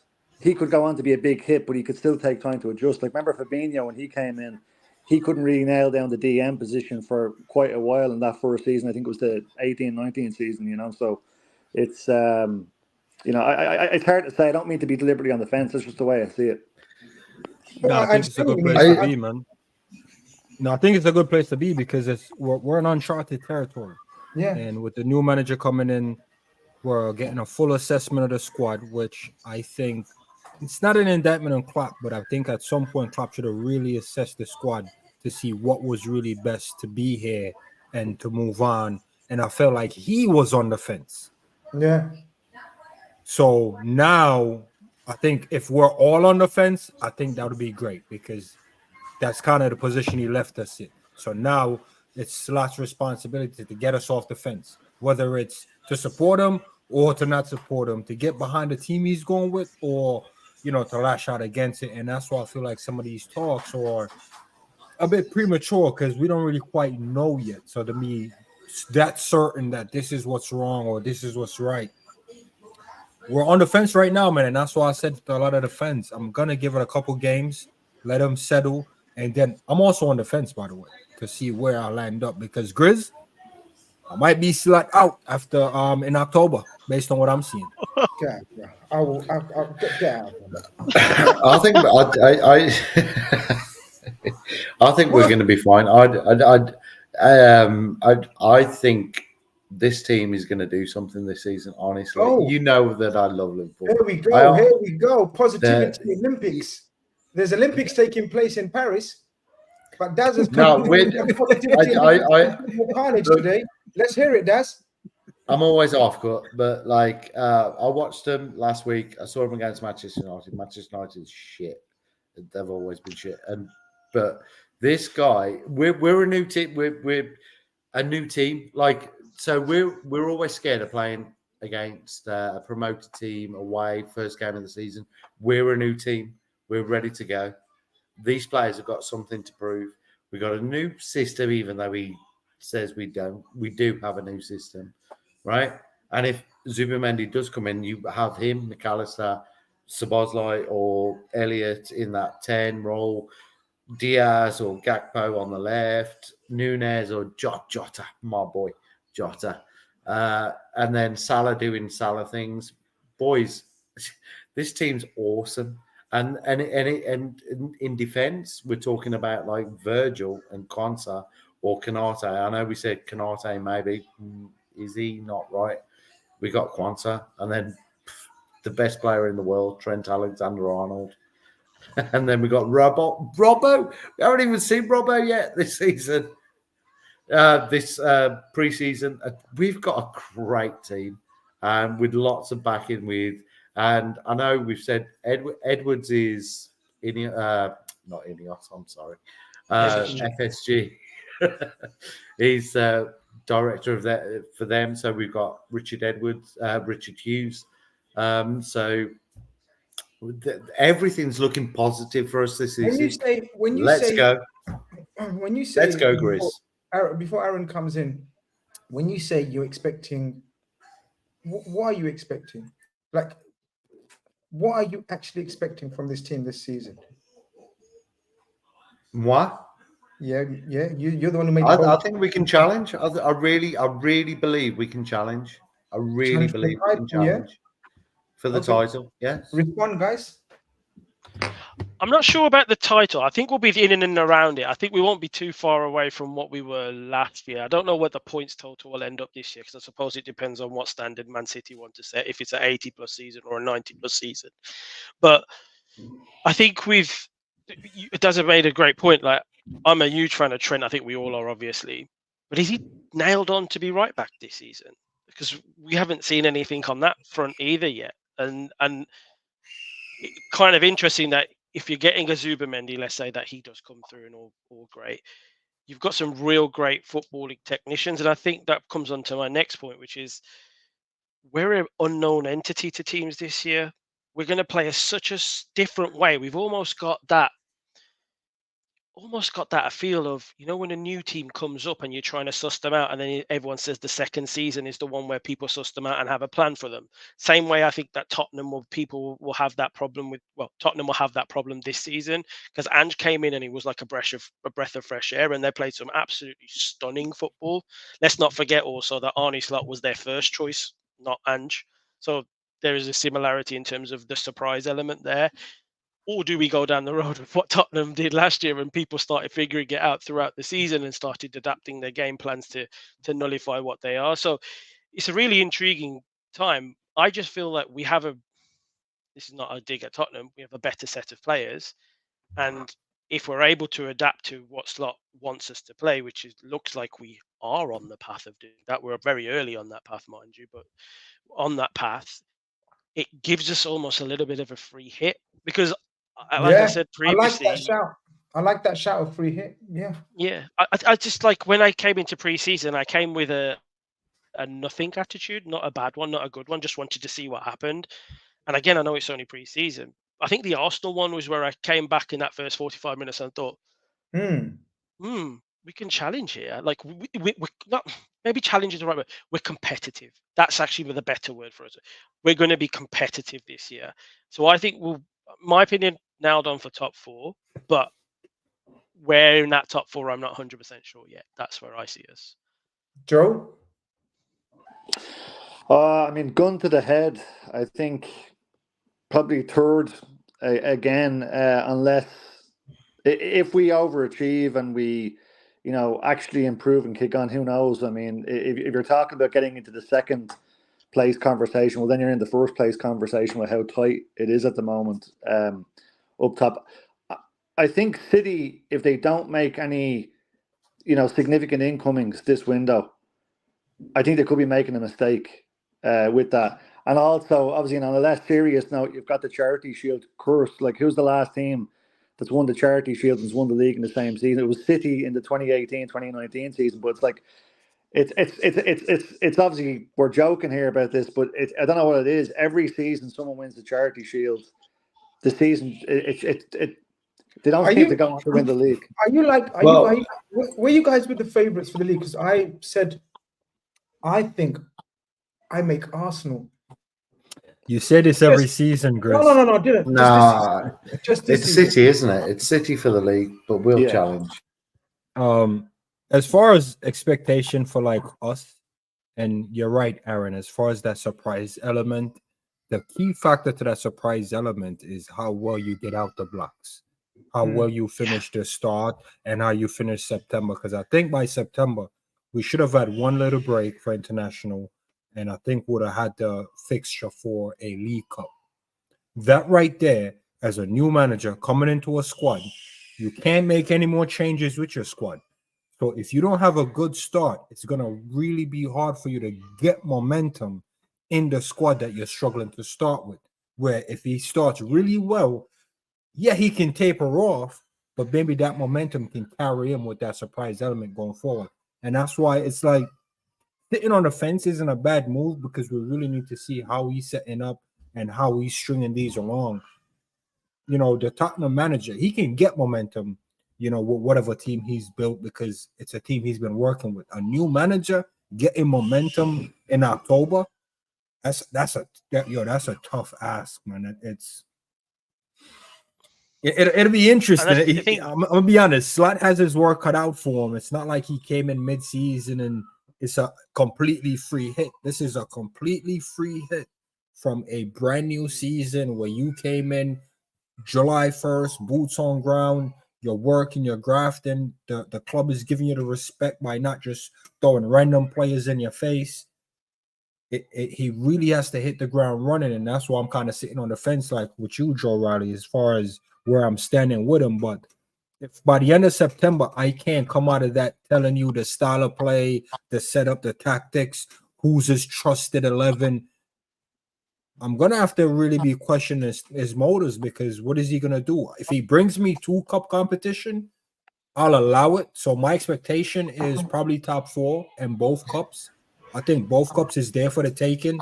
I'm not telling him to throw away the league, but FA Cup, League Cup, their cup competition, he should be able to one off those results and get us to the finals. Yeah, like one thing I do sense that's going to be an important moment for the club this season is we know that by the way Slot sets up, especially passing out from the back and the way he does it, and it basically encourages the players to work out of tight situations and pass the ball out. I think we have to be prepared for a time where it goes wrong in maybe individual moments in a game, or if it costs us a result, in the sense that won't be the time to start losing our heads, because even Alisson, world-class goalkeeper.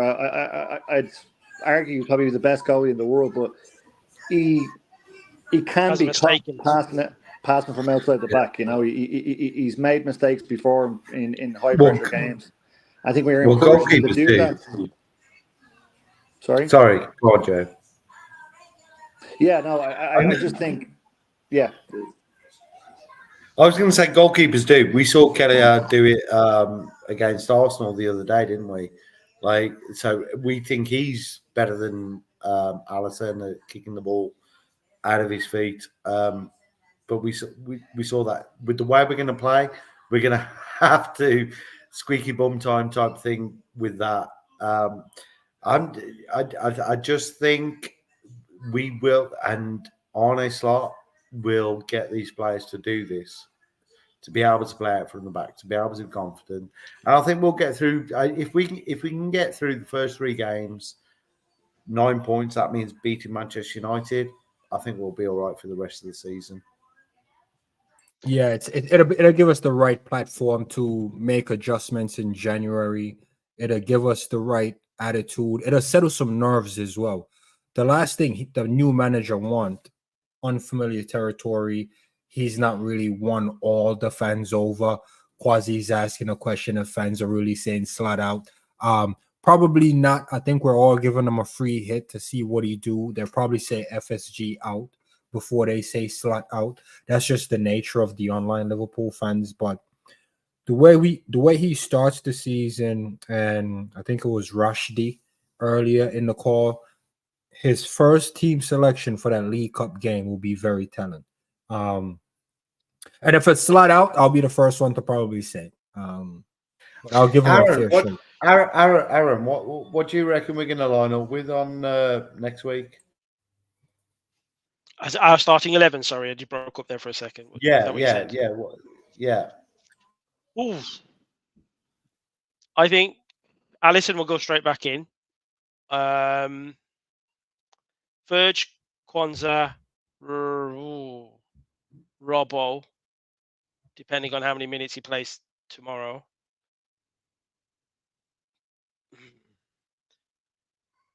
Bradley, right back, just because he's got more minutes in the tank. That's the only reason I'm saying it. I think Maka nailed on. I think Jones will start next to him. I think Elliott will be your 10 or your 8, however you want to classify it, depending on the official numbers, etc. I think Diaz, Jota, Salah.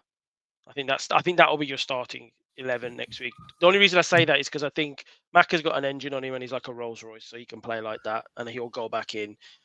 Darwin, Diaz is just like a bunny. Any changes there, Joe? To that team, got to keep it moving. Yeah. I mean, for me, the big question marks are the established guys that have come back in, how they look, you know, what if they play tomorrow and they look a bit, you know, worse for wear? Like usually when you're getting players back in or getting them into fitness, you start them off in the game at maybe 30 minutes and then maybe graduate them onto 60 minutes. So you could argue, okay, the likes of Allison, Van Dijk, these players and McAllister, that they get like half an hour or 40 minutes tomorrow, that they'll be good to start a week a week on. It's hard to say. I think for me, definitely Kwanzaa is going to start at the back over Kanate for me. I think Kanate has to really earn his spot in terms of doing whatever he can to stay fit. And for me, it's telling for me. One thing that I like about Slot from early on is that, remember that video that went viral that they played after it was confirmed he was our new head coach from the season he won the league with Feyenoord, where it was after they beat Ajax for the first time in years, and he's with the team, the players inside the dressing room. He says, "Look, take it for what it is. It's 3 points. It's a win, but it's not just 3 points. It's a significant victory. You're going off for international break." And he says, "Make sure you stay fit."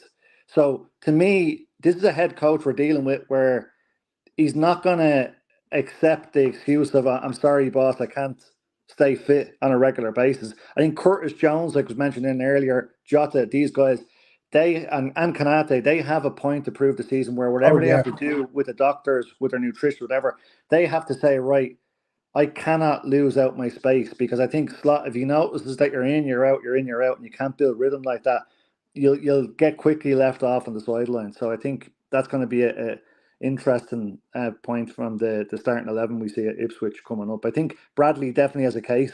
Trent is not just going to waltz in and say, "Bradley, here, sit down. I'm going back into right back." I think he's going to have to hit the ground running as well. Nice. Yeah, it's going to be interesting. I'm not going to lie. It's going to be interesting. I think tomorrow's going to give a good indication of the fitness in terms of how long he gives them. If he gives them just 45 minutes, then they will suggest that they're maybe not ready to start. If he gives them more 60 to 70 minutes, then that will probably indicate they are willing to start, I think. Aaron, you was going to say something? What's the situation with the 2 games back to back? Is it 2 separate teams that he's going to Yeah, play? it's going to be total different squads. The Seville game's going to be the main squad. The other game's going to be made up of academy kids and whatnot. So it's not going to be as strong as the first team. The Seville game's going to be all eyes will.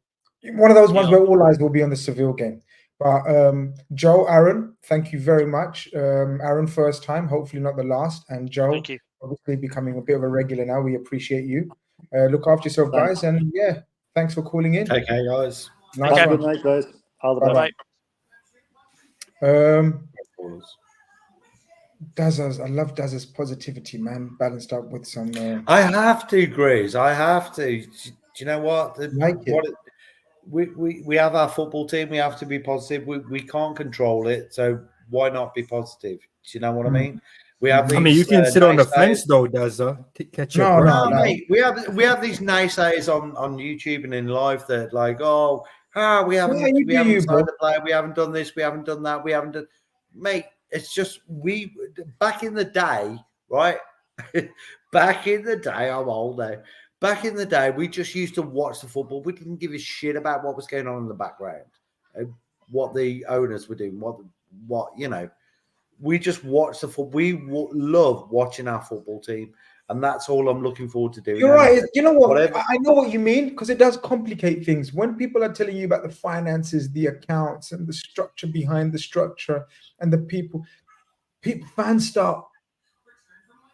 fans start talking about things they have no education about. Like they have no information. No, we're gonna go here now. No, not now. 5 years of convincing you. Not now. Sorry about that. Okay. Not now. I'm sorry. I know, Colonel. I know. Not now. Paul keeps asking, have you signed anyone? Grizz. Yeah, we've signed a kid. What was his name? Young guy. Young guy, yeah. Guy from Chelsea. Hope that helps. Thank you for the super chat, Paul. I don't know who you support, but you've been asking like as if it, like, I don't know, like you're worried about us. I don't think you're a Liverpool fan. Paul, let me know who you support, because I'm trying to work out why you're asking me that. But we will sign people. We'll end up 2-3 players. We have Jamie left, and we have Maddie Mad left, and we have about 10 minutes left. So we're going to bring them on together, and then we take it from there. Maddie Mad is welcome to the stream. Jamie is welcome to the stream. Jamie, how you doing? First time, is it? Or have you been on before? Yeah, first time, mate. Yeah, pleasure to be on here. Thank you for having me on, mate. No problem. No problem. And Maddie Mad, how you doing, my friend? I What up, see you got bro? the shades on, but see you in the darkness as well. Hope you can shed some light on Dark bigger movements. Good stuff, good stuff. Jamie, talk to me. How you feeling? Who's your team? Yeah, What do you want bro. to speak about? Yeah, to be honest, mate, like just more of like an observation of like how the whole situation is. It's more like obviously you've gone from Klopp. We all love Klopp. We're always gonna love Klopp no matter what happens. And now we're going to Slot, new style. To be honest with you, from my experience, I don't see a manager in our history that's coming in with this level of pressure. I know obviously after like the likes of Bill Shankly and all like the very successful managers at our football club that have been here, they've had mad successes who, do you know what I'm saying? But where's Klopp and Slot? That's mad. But then, like we discussed tonight, he's left us in an absolutely fantastic position to the point where our squad, I think we could all name in every position 2 or 3 players who we are very comfortable with playing. Whether it's Conor Bradley, Simicast, you know, like Endo, if we get Zubimendi, McAllister. So Boz, like our midfield's a joke. Harvey Elliott, our front 5. To be honest with you, I could talk all night. I'm just very content right now with Liverpool Football Club and Slot. From the first looks, I know I ramble on a little bit, but like Slot from first looks, very, very, very, very impressed, and I'm very looking forward to the first game of the season. You haven't rambled on at all. You made some very good points, Jamie. I just wanted to ask you though, going back to your first original point that you made. Yeah. You think he's under a lot of pressure? I think. Yes. Is it? Why do you say that? Because I think I don't know. I don't feel the pressure at the moment. Yeah, you know what? You're right. You're right. I don't like from the media and everything else. Do you feel the pressure yet? I know from opposition fan base, they're already saying, "Oh my God, you lot are finished. Klopp's gone. You lot are finished." Yeah. Is he under pressure, or do you think like someone mentioned? I can't remember. Someone else mentioned about a free hit of a season. Yeah. To be fair, mate, I totally hear that. To be fair, you know what? You can see it from 2 sides. You know, it is a free hit in a sense. You know, you got a fantastic group of players, and it's like, look, before Klopp, our expectations were what? Let's try and get top 4. Title. Yeah. Oh, before Klopp, sorry, Yeah, I suppose our expectations just elevated from Klopp. You know, Klopp's just made us, like you said, doubters from believers. We all know the script. We all now believe, and that's what I love more than anything. I love it that Slot's come in and we think we can win the Prem and the Champions League. I don't give it. Look, I know it's a long shot, and I don't want to be an Arsenal fan because they cringe me out more than any other fan base. And even I tell that to my mates. I do not ever want to be like an Arsenal fan who are just overly optimistic, just chat rubbish. Just look, but Liverpool Football Club, UCL, 6 UCLs, we will be there more than you believe. We are Liverpool, and we are coming for all of it. And I know Slot's first season, but I am very optimistic that we will win a trophy this year, and we will definitely guarantee we'll get top 4 without a doubt, in my opinion. Maddie, what do you say? Well, first and foremost, I want to say condolences, Daz, on the loss of your dad. You know. Thank you, sir. Big shout to that. You know, I know that's a big part of your life, that sort of stuff. But the things that I want to address in a whirlwind, because I know you're pressed for time, Grizz, is first and foremost, who do you all think, in your opinion, would be the captain and vice captain this year? Me personally, it ain't going to be the same as last year. You know, It's going to be one or the other. Not both of them at the same time. That's going to happen. With the keeper, Alisson, I'm kind of optimistic, but I'm looking at Edwards like the highway robbery lynchman that he is. And I'm thinking that Alisson could be going much sooner than we think we are, because we haven't made no move to get rid of Kelleher, you know, and that's just my opinion. With the season upcoming, I hope they figure out what's going to work on the left side, because Robbo and Diaz don't work. Robbo worked with Mane, but he don't work with. He not in sync with Diaz. In regards, I'm hoping just like you, Grizz. I want Hincapié to come in. I've been shouting that forever. I need him left hand. And as you put it, I'm looking at it as in like, hey, VVD, sorry, is an elderly person now. Hey, Maddie, hold up. Listen, man, we can't What was the strip first VVD point? of the captaincy. We can't strip him of the captaincy and treat man like Maguire. You got some good little points in there. But when you're talking about VVD and Trent, if there was ever a time the captaincy and vice captaincy cement in Liverpool history, Yeah, this is the time. sorry. No. You can tell me about their quality. No. I'm only saying that. My captain. I'm only saying that because from the season gone by, Trent didn't impress me as a vice captain. Nah, listen, bro. Right. We're not gonna big up who's the best vice captain in football. No. I'm not saying who's the best. I'm talking. No.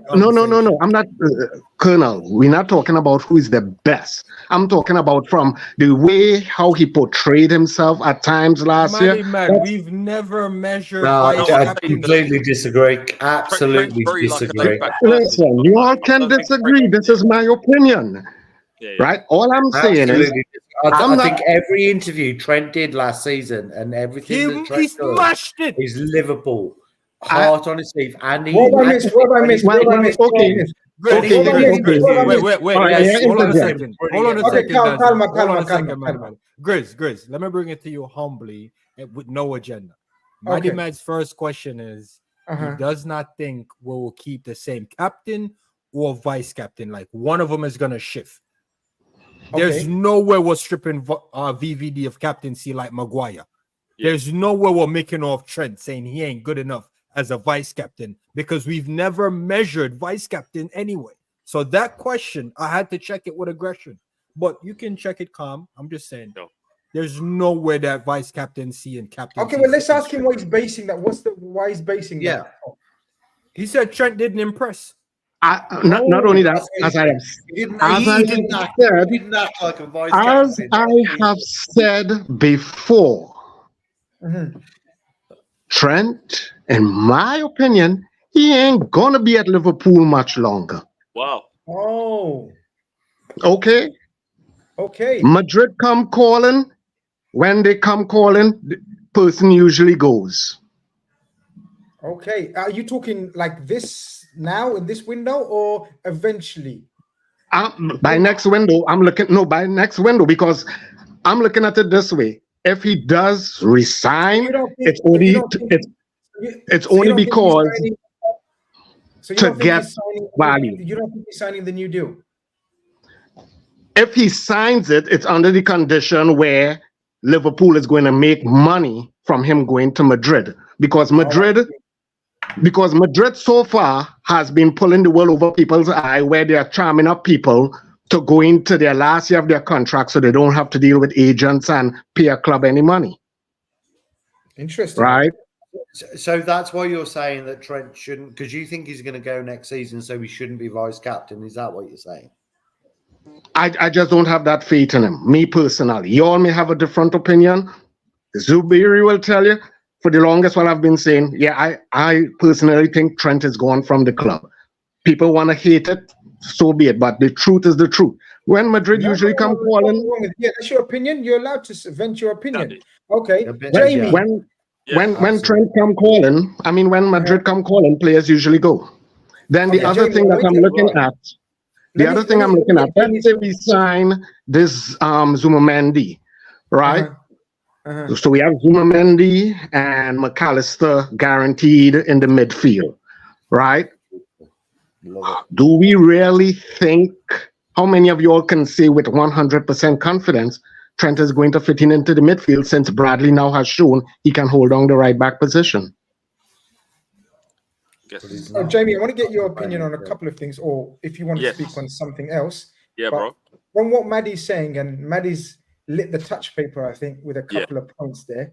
He thinks that the vice captaincy and captaincy should be changed. Am I right, Maddie? Before I don't want to put words in your mouth. One is going to stay, which most likely is going to be VVD. But as I said, from my humble non-footballing opinion, I don't see Trent as my vice captain. Okay. He may do good interviews. His play has shown that he has been like kind of like lackadaisical and stuff.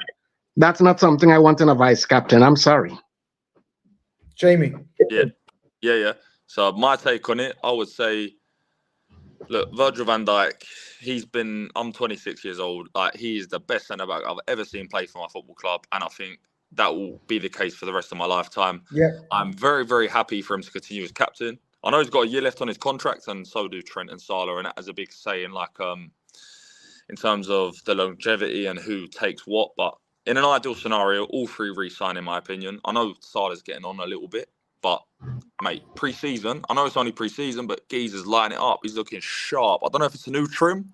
It might be the new trim. I don't know, but he's looking saucy. Grizz looking strong, quick. Mate, I don't know what it is, but Salah's going to have a mad season, in my opinion. And personally, Van Dijk, skipper, the Grizz has got serious aura. I know a lot of people throw the word aura around. Van Dijk, you go dictionary, you just see aura, definition, Van Dijk. That is it. That's enough said. That is enough said. And then, I'm very happy with Trent being as vice captain.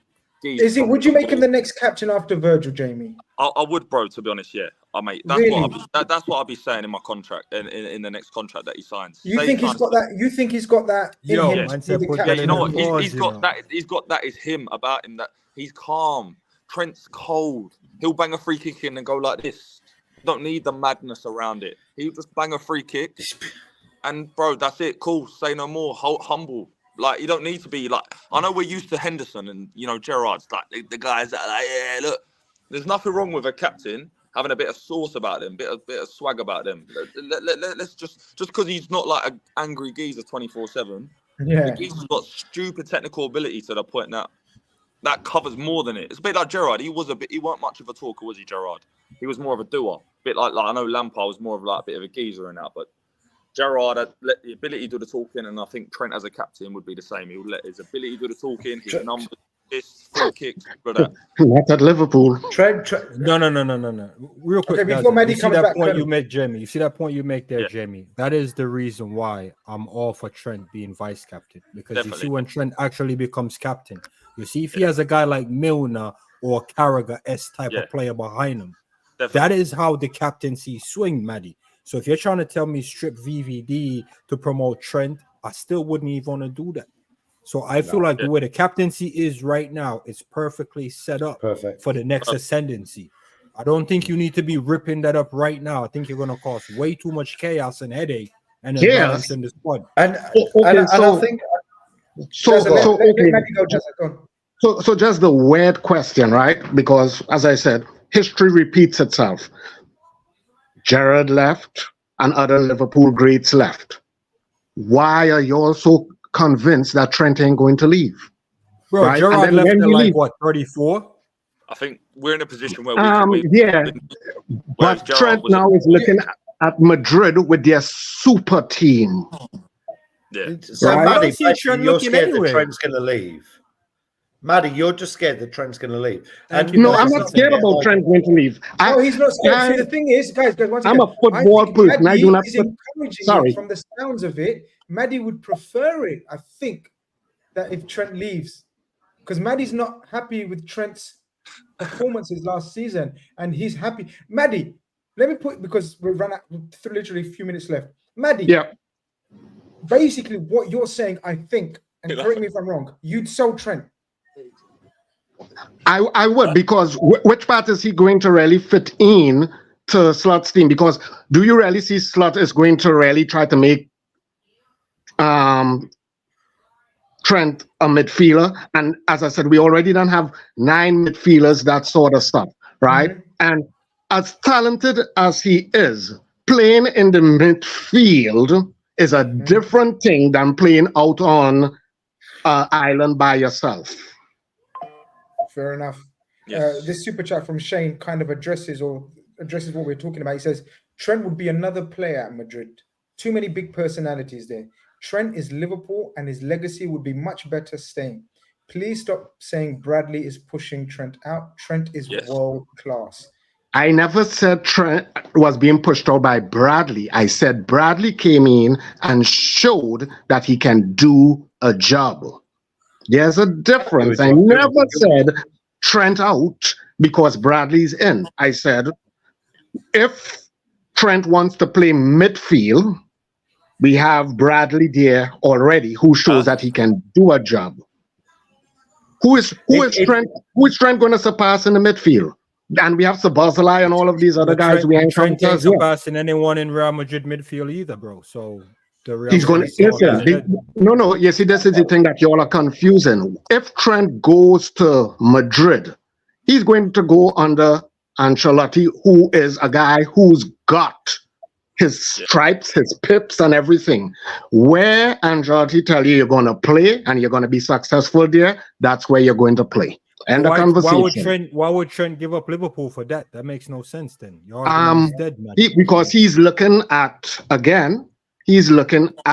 Real Madrid and the team that they have so far 3/4 built, and it's going to be a headache for football for the next 10 years. And they're not done He yet. ain't be in Real Madrid for 10 years. Mate, he's not gonna be there. No, I never said that he's going to be in Madrid for the next 10 years. But look at all the youngsters they have on that team, and they still went and signed another young player again. Right? They're building literally a kind of a super team, and there's nobody that's stopping them. Like Klopp said, go somewhere else. You're just another number. Go stay at Liverpool. We'll build a statue of you. So look, right. So exactly. be it. Liverpool Football Club. Liverpool Football Club. I'll tell you what. Me and Jamie are right on there. Definitely. Trent, that's funny because at the end of the day, how he's still going to be looking at it as in like, okay, I get a statue of Liverpool and stuff, but guess what? I'm going to get multiple championships and stuff in Madrid. Yeah, let him P60. He's already won it all. Grizz, extend the show for another 30 minutes, brother. I don't get paid enough. Maddie, Jamie, I'll give you $100. That was a fun last segment. Jamie, Maddie, thank you very much for your contributions. Hopefully we chat to you guys again. Cheers, Quadruple inbound, boys. Anybody else realise that Jamie looks like Harry Kane? No, it's Harry Kane camping out in that. Yo, big up Jamie, Harry Kane. Listen, guys. I guess after all that Trent chat at the end, I might as well give my opinion on what's going to happen with Trent in the up and coming weeks. I think Trent's new deal will be announced. So be ready, be prepared for that. I do think it's intriguing where he's going to play. Because like Zubimendi talked about how he's going to play his fullbacks. It is intriguing how he's going to set them up. Is he going to play Trent inverted? Is he going to play Trent as an orthodox fullback? But Trent isn't going anywhere. Trent is going to sign a new deal. Whether it's announced before the start of the season, I'd like to think it will be. So keep an eye on that. There's a little bit of an exclusive bomber to end the show. And apart from that, it's been an amazing show. What a comeback. Missed it, man. Daza, thank you for the Positivity Olympics as usual. Me and Colonel will be pressing you for the next few weeks, though. We'll change your mind somewhere and get you down to sort of panicking about the season. I reckon by game week 5. Do you reckon, Colonel? We got him by Colonel. Can we contaminate Daza 5 games? Nah, that's a solid. You gotta put respect on him. Nah, you gotta put respect on him. 10 games. Nah, you gotta give him 10 games. That's what we'll be singing. We're gonna win the league after 5 games. You gotta give him 10 games. We gotta give him 10 games. We're gonna win the league. 4-2 Ipswich. We're gonna win 4-2 against. No, I reckon the Manchester United game is gonna break him. No, there's no way. If there's a break underneath the Man U game, I mean, it's possible. But Grizz, you're saying look, I was half cut last week when I watched that game. If Man U beat us next in 3 weeks, 3-4 weeks time, fuck me, we got no chance yet. Then you're probably right. Yeah, then I'll be like, yeah, we're shit. Sack the manager. Bring back Jurgen Klopp. Why not Rafa Benitez? Fucking get Benitez back. Fucking Hodgson. No, not Hodgson. People. Thank you very much. That's my brother Enz in the chat as always. Big up the chat. Bless panel. Blessings for the super chats as well. We appreciate you all. Yo, big up Ends every time, man. Every time. We got to get Ends on the stream as well, man. Very, very, very soon. I'm gonna end the stream. I'm gonna say thank you. 3 hour. You already know that's hard work. We're putting back the content. We're bringing back the streams. Calling show is live and it's exclusive and it's back. Liverpool's back. Slot ball. Signings, outgoings, we here for it. Peace, take care.